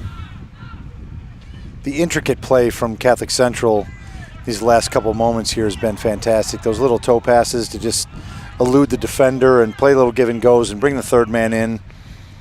Starting to develop a real understanding of each other inside that middle of midfield. We'll see Collage go down. You know, the rankings are going to come out this Sunday. It'll be Sunday evening, 8 p.m. here on the Michigan Soccer Network. I'm going to be a betting man here. I'm going to bet that Catholic Central is going to find their way in the top 10. Yeah, I would think so. And I mean, I haven't seen a lot of games, but I've seen quite a few, and you know, they're as dangerous as anybody. And I'd kind of be shocked if they weren't in the top 5, to be honest. Well, I mean, I think we're going to see Midland Dow in the top 10, right? They obviously. Yeah, I thought Midland Dow was very good. They just don't have really super dynamic players, but they have really super physical players. They want to play hard, and they want to win the game, and they want to create goals in any way that they can create them. And that was certainly the case on Saturday morning.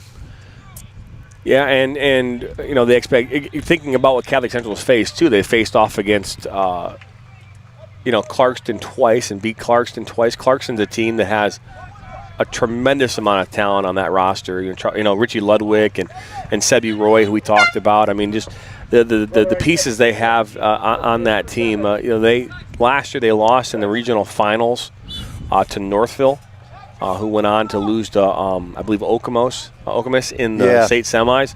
I mean, if they get by Northville, I think they get their way in the state finals. Yeah, they're loaded. Clarkston's loaded, and having the most explosive player is always going to put you in a chance to win the game. Ludwig did what he did best, scored a goal on Tuesday evening, and you had Sebi Roy score a goal, a heads-up play from him. You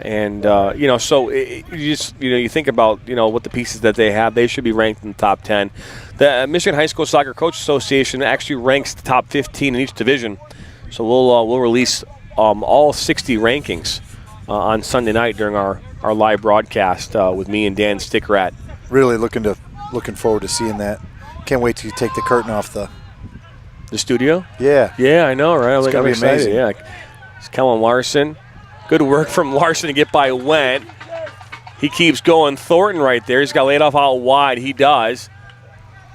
Oh, good work from Pearson once again, and it's off of Allen, and then cleared away.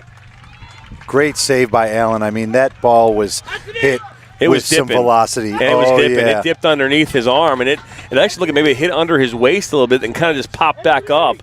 But Pearson with another shot already has the brace, going for his hat trick. Yeah, Kellen did a great job of getting through the defense there and setting up his longtime teammate, Kyle Pearson. Ball finally played out wide here now to Bordogna on this near side. Again, with 18 minutes to play here in this second half, Brother Rice has got to start making some moves here to find a way to poke one in. Yeah, the territory battle has changed again. Catholic Central's comfortably inside Brother Rice's end. And there hasn't been a chance inside their attacking third. Brother Rice is attacking third. Catholic Central's defensive third here for quite some time. We're going to have to get Kyle Pearson to do an interview here at the end of the game. And, I think Kyle's a personable guy. He'll come into the booth and tell you what he thinks about his goals that he scored and his additions he's made to his team. And just based on how, you're looking at Brother Rice, and based on how I think Henry Allen is in the conversation for Brother Rice. Yeah, he's had a good game. He's had a really good game. He's made 2 important breakaway saves on Pearson. He made that save on Pearson there. And like to play short. Copeland takes a shot that's deflected. But, hey, if you're watching this game and you want to see a specific player as player of the game on either side here, we take one player from each team. We bring them in here, not in the broadcast, but they'll actually be out on the field. I got a camera ready to go. But either way, put in the comments. Let us know your thoughts. We'd love to hear your thoughts on who we should bring in for Catholic Central as well as who we should bring in for Brother Rice. Again, my money's on Henry Allen and Kyle Pearson, but if you got another person you want to see, let us know. It's Copeland. Gets inside the 18, cuts it back, down by the end line, trying and poke it through the thread of needle there as this ball is now cleared away by Sawyer.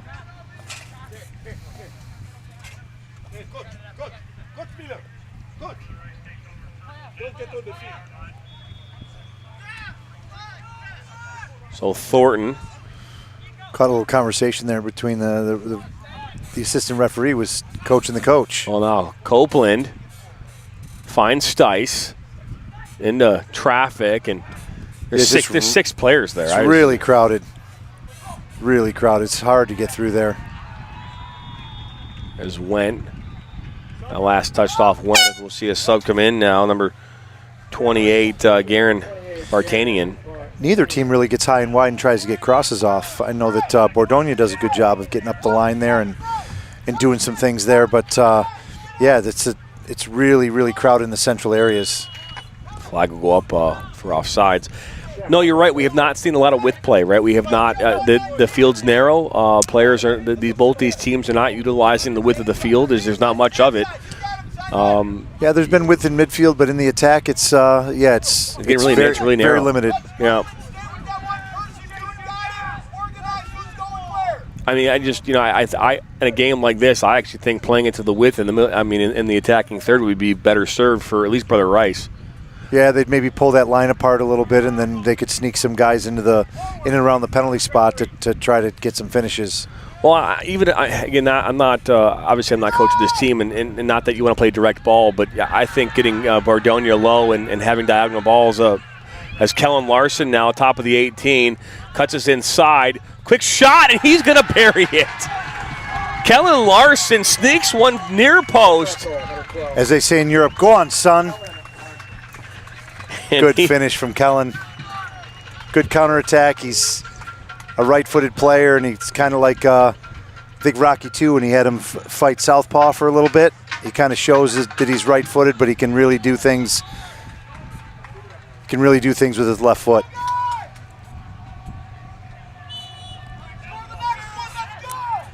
So 3-0 here now in favor of Catholic Central, and that might just be the nail in the coffin in this one. Brother Rice now, as we've seen for most of this second half, have been well in control of the territory battle, as Rick said time and time again. Just haven't found a way to get a quality opportunity on frame.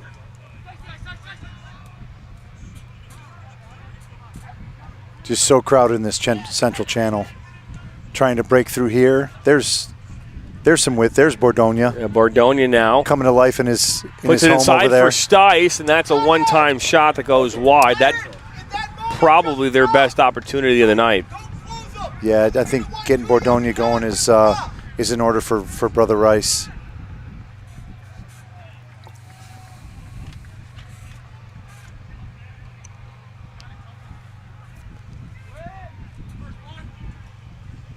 So Kellen Larson gets that goal.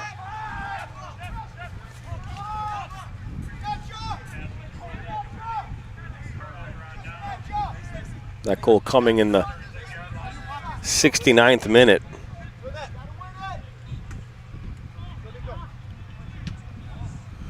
Drew Pearson just getting it out of danger.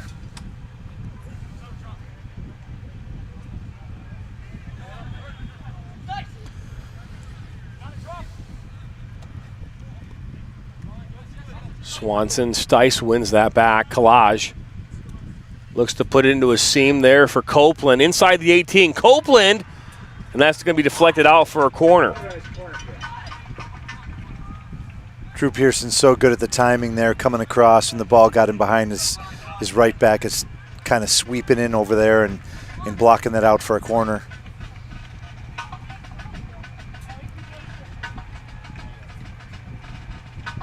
Yeah, Brother Rice's. They've sent Chemecki up front into the box here. Changed their configuration of their back three. This ball comes in low, the dummy run again, and that was well read by Kellen Larson. He's got Jaffer, he's got Pearson out wide, and oh, look at this! He's going to skirt over to Pearson, and Pearson is looking to get his hat trick. Pearson cuts it back, shot, far post, and there it is, his hat trick. Goal number 3, and it's 4-0 now here in favor of Catholic Central. That was a wonderful counterattack by Catholic Central. Kellen was able to get on the ball, and he got past the first guy, and then when the tackle came in, he was able to keep the counterattack alive, and the ball ended up at Kyle Pearson's feet. And Henry Allen knew nothing about that shot either. Yeah, there's not much you can do about that shot.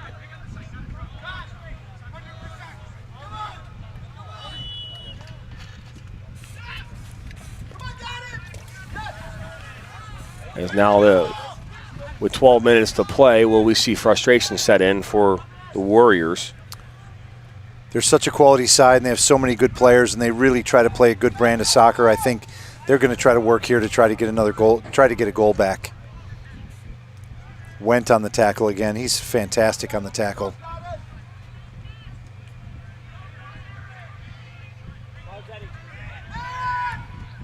So a foul or a player go down there. And the goal scored there by Pearson, as we're seeing Swanson now get a yellow card. Frank Swanson was immersed in battle there and came out with a yellow card. Seems to be confused by it.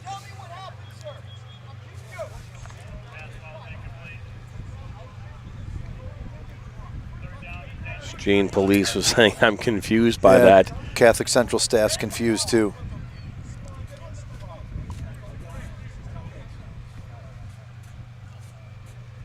Something in the high school soccer game is the referee at the time of issuing a caution is actually expected to come over and explain to the coach what the caution was for. I'm not saying it's necessarily required, but it is something that is part of the game management at the high school level that I think coaches have come to expect. I think at the college level too, aren't they supposed to come over and talk to the college level too? Or no? What they're supposed to do and what they do, I don't get involved in that. That's fair. Generally,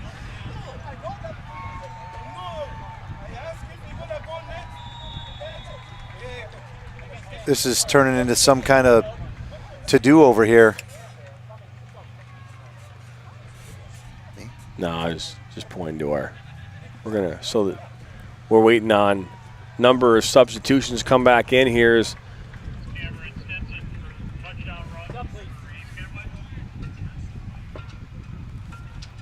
so a foul was called here right at midfield. Looks like James Paulzetti's going to enter the game again.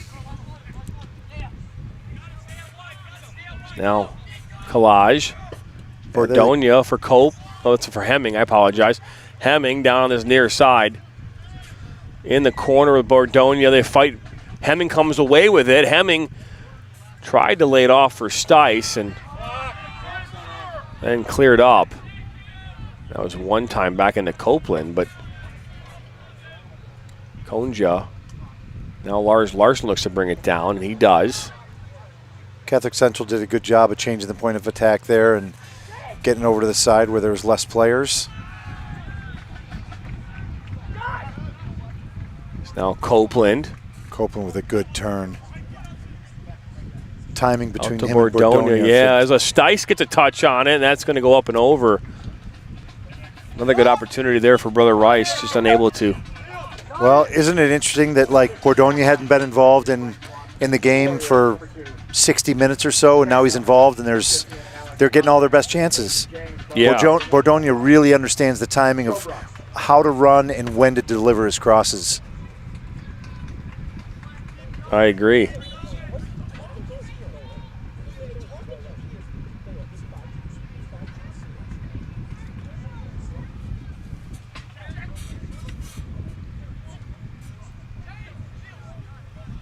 Going to reset the clock here to see if I can match it to what's actually happening on the field.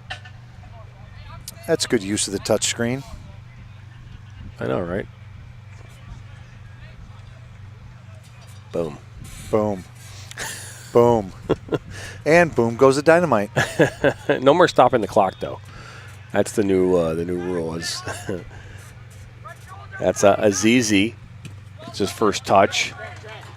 Frank Of the Swanson night. doing a good job of cutting that pass out. Brady Smith rocks, eat rice. It's a nice comment. I like that. It's very clever. Grant Cummins. Grant's to Stice. Palazzetti to Copeland. Copeland looked to fire it, but he didn't. Pulled it back to Stice. Stice now looking to fire one, and that's an easy one for Jack Rogers.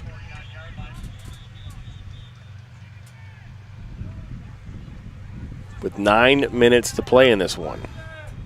That's a little bit rubbing the hind leg of the mule there by Jack Rogers by touching the ball with his hands and calling that. He's trying to call that a save and then picking it up again. You just really don't want to bring the referee into that moment.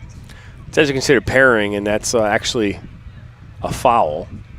Then it will be awarded an indirect free kick if the referee had actually read that. That's where you purposely know you're going to make a save. That's really not a save, and you purposely do that in order to collect the ball in a way to waste time and then pick it up. Yeah. But situational awareness and game management, all those things are always debatable.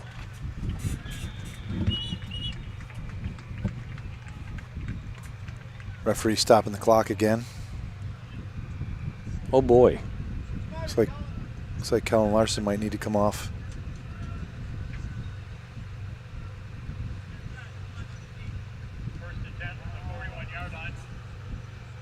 That he will. Maybe he has some blood on his hand or something. Showing the palm of his hand. I don't know what kind of signal that is, but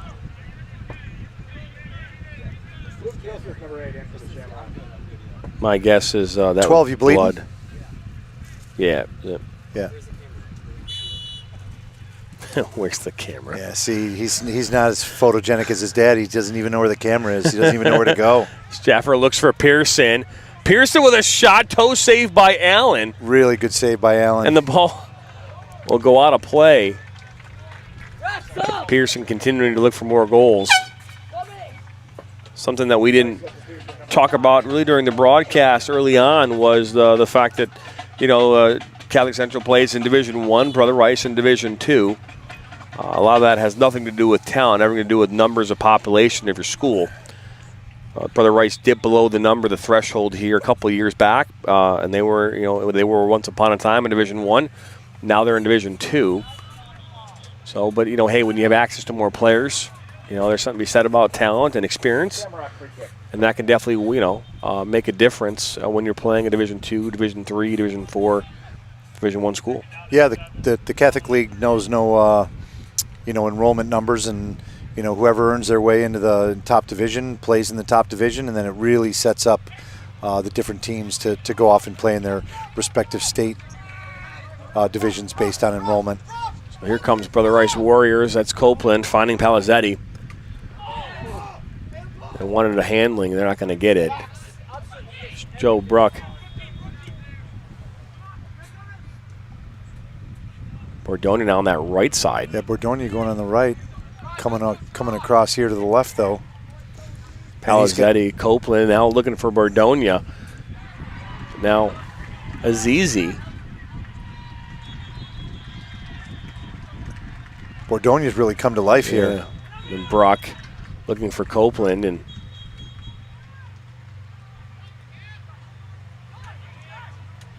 Copeland with his individual possession ability is fantastic. Bordonia looking to take a shot far post. That's blocked.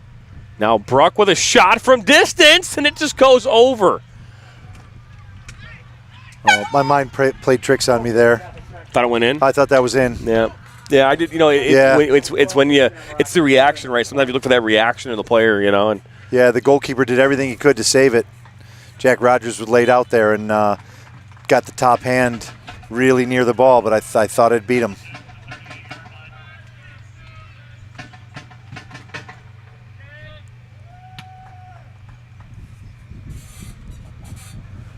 Pearson going up in a crowd there. Yeah. Palizzetti. Bruck and Azizi. Communication was off there a little bit, but good intervention from Kellen. And then Lars Larson plays it up for Jaffer. Jaffer is on. He's got Pearson in chase. And a shot from Jaffer, and that's goal number 5. They have been absolutely deadly on the counterattack here in the second half. Limiting the number of passes, increasing the speed, over distance, and then the execution inside the box has been fantastic. Great finish from Ali Jafer. And that was Lars Larson on the assist once again. Here, Gene Police saying, keep it going. Those comments will always make the next game real interesting, won't it? That it will. Coaches have an amazing memory for those moments. That they do. So now Palizzetti to Azizi. As I mentioned earlier in the broadcast, Azizi, a new addition to the roster here for the varsity squad. Well, Jack Rogers sorted that one out because the ball came off of one of his teammates, and instead of trying to touch it or collect it and say, yeah, that was on accident, he just hammered it out. Really smart play from him. So just 4 minutes to go in this one. 5-0 is the score as Copeland doing his thing again, getting on the ball, getting his teammates involved. Bordonia, oh, good. Copeland's a special player. Copeland's really got some things. Oh, look at that shot. Far post off the woodwork. What a beautiful shot that was that just missed the target. That's 2 in the last couple minutes. 1 for Copeland. The other one, I believe, was Bordonia. Yeah, I think so. And the most impressive piece right now to Copeland is his mentality. I mean, as the score goes to 5 and we're down under 5 minutes to play, he is still... that engine is still humming. Has not left the pitch at all here this evening. So this ball will now Bordonia will probably look to play back to Allen.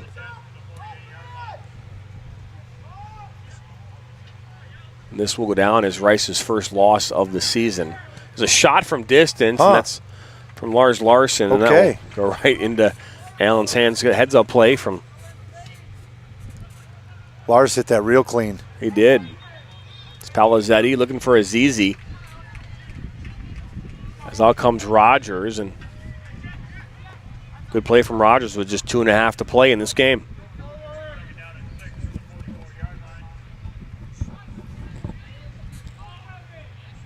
Stice.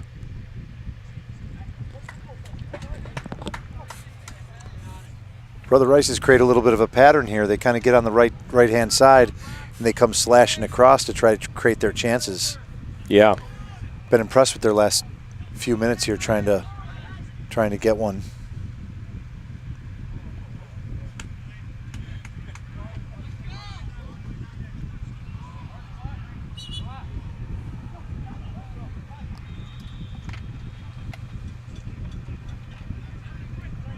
So Rice will move to 5-1-1 after this game, and we'll see Catholic Central move to 8-1-0.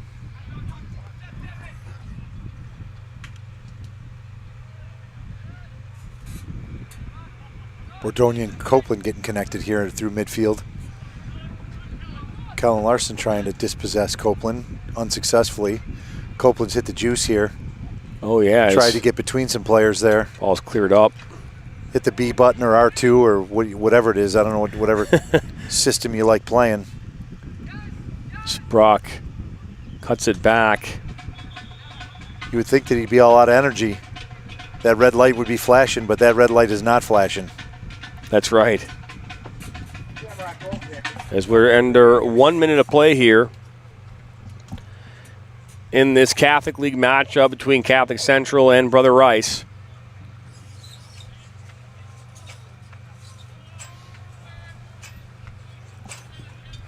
Nobody in a hurry to get this one back restarted. They're sticking the ball deep in their end, in Brother Rice's end, and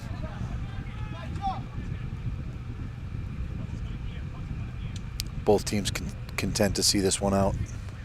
At the will with just 25 seconds to go, it looks as though it's Thornton that's down. Uh-oh. He's holding his stomach as he gets up, and then look at this one out of touch. I think we'll just let this one run out and full time here. Full time, that's right. And that will do it here. Brother Rice falls to Catholic Central here 5-0 in this one. And let's shut all the camera and scoreboard down here. But, what are your thoughts of this game? I think the score is really not indicative of the quality of the game that it was and the overall just the way that both teams battled. I think that there was some really good moments for Catholic Central inside Brother Rice's box, and they were able to tuck those balls away. But, I'm really impressed with the fight in Brother Rice and certainly with, I thought Copeland had a wonderful game. And once they brought Bordonia into the game late in the second half, I thought they created a lot of danger. I did as well, and the first half was 1-0 in favor of Catholic Central. They scored 4 goals here in the second half, but they come away with a big victory, a big Catholic League victory, and a rivalry victory as well. Don't go anywhere. We got post-game coverage coming up here on the other side of this. The final score here from Brother Rice: Catholic Central 5, Brother Rice Warriors 0. We'll be back here after the break.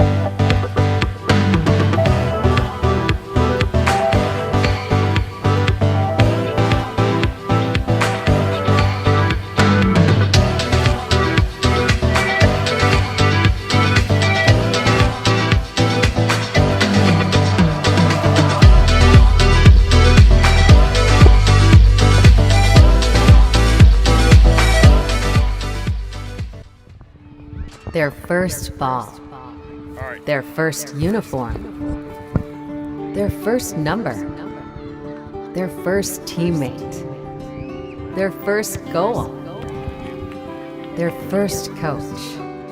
We take great care in making sure their first isn't their last. We're so much more than a soccer class. Come play with us today at kickstarttoddlersoccer.com.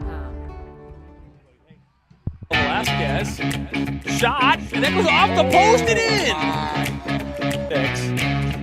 Oh, good move by Wen. Puck to 6, wide open net for Cox, Jack, and that's goal number 2. Now wide in the option, just inside the 18. Left foot cross to Steinwasser, saved by Solly.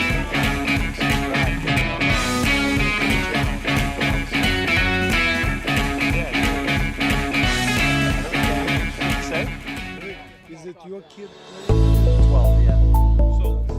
Granite City Food and Brewery has 2 Michigan locations in Troy and Northville.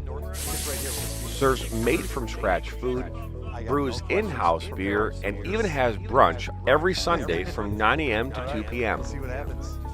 To learn more about their daily specials or to book a private party, visit gcfb.com. Make sure you head over to Granite City in Northville at the corner of 7 Mile and Haggerty, or the Troy location at 16 Mile and I-75.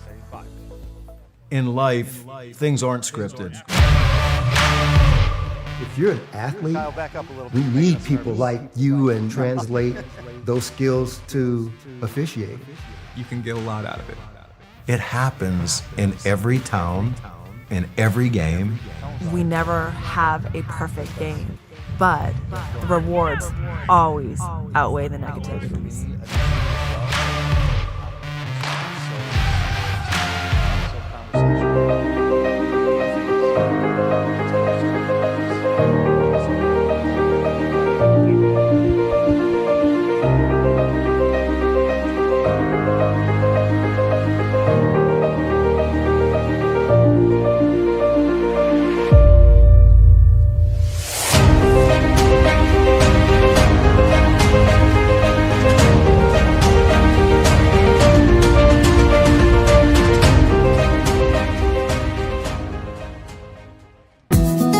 Every generation knows where to go when their car gets dirty. And every generation understands the timeless family tradition of Jack's Car Wash. Families know that a clean car by Jack's just rides better.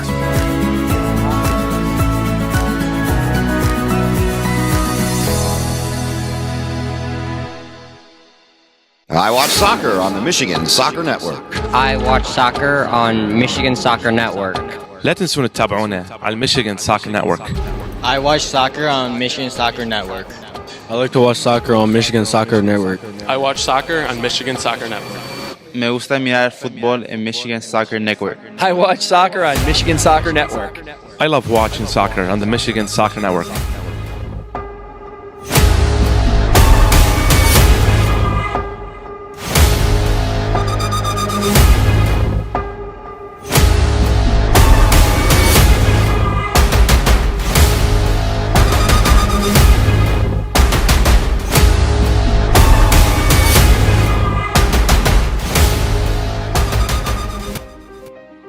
Welcome back here into Brother Rice High School, where the Catholic Central Shamrocks just beat Brother Rice here 5-0 here on this Thursday evening. And we've got Gene Police joining Rick Larson here, field level. We'll have him here in just a second, but what a phenomenal game it was, and we're excited to be a part of it. Again, they moved to 8-1-0 on this season. Brother Rice moves to 5-1-1 as we now head over here to Rick Larson, who's got the winning coach.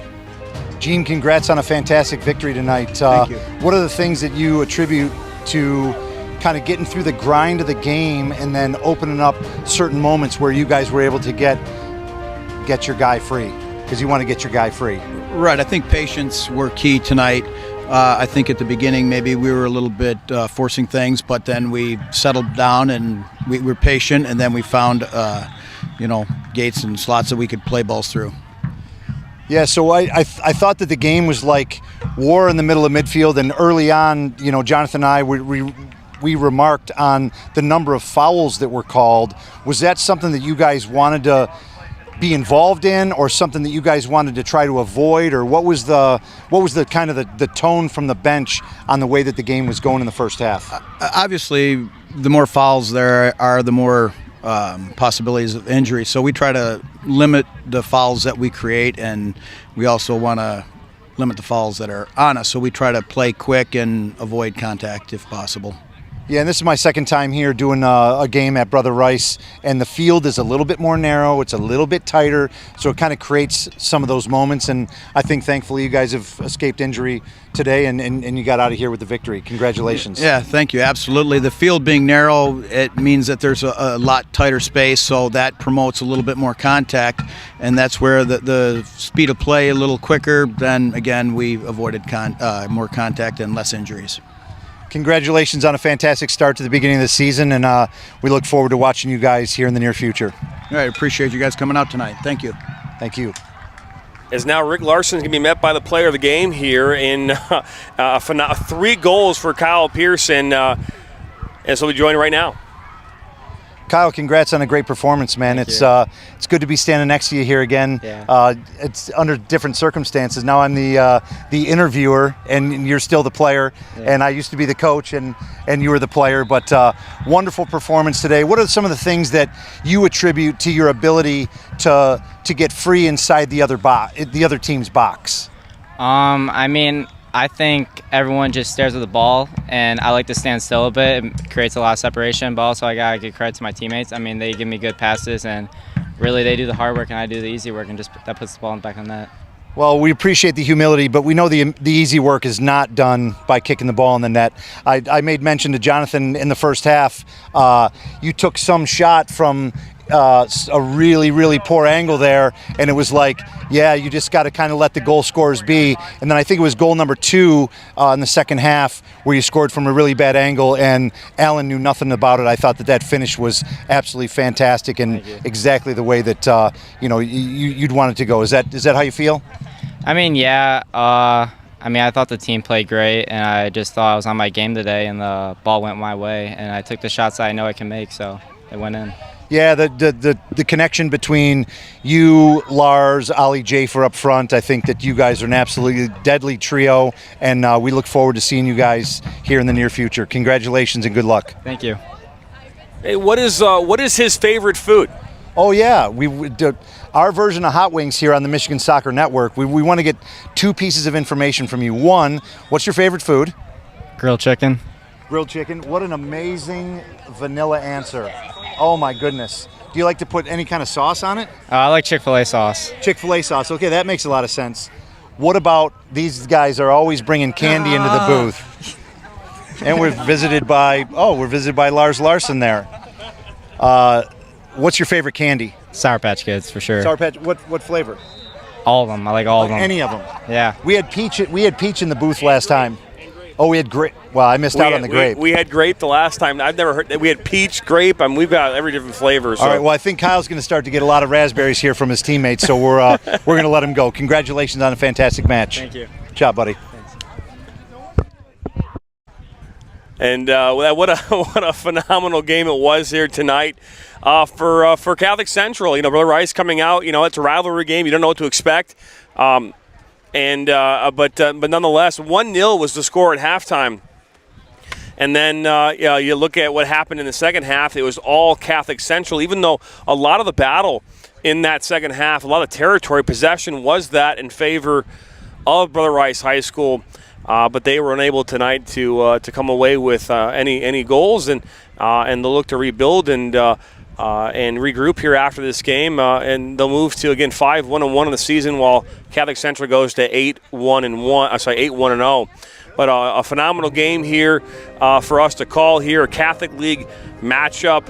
And we were excited to bring it to you here live on the Michigan Soccer Network. I want to remind everyone, tomorrow night we'll be back out at the 3rd Annual Yemenis Community Championship out at Edsel Ford High School, where we'll bring you all the action here for not 1 but 2 games. And then on Saturday, we'll be out at United West FC in Grand Rapids for a 7 p.m. kickoff against Detroit United.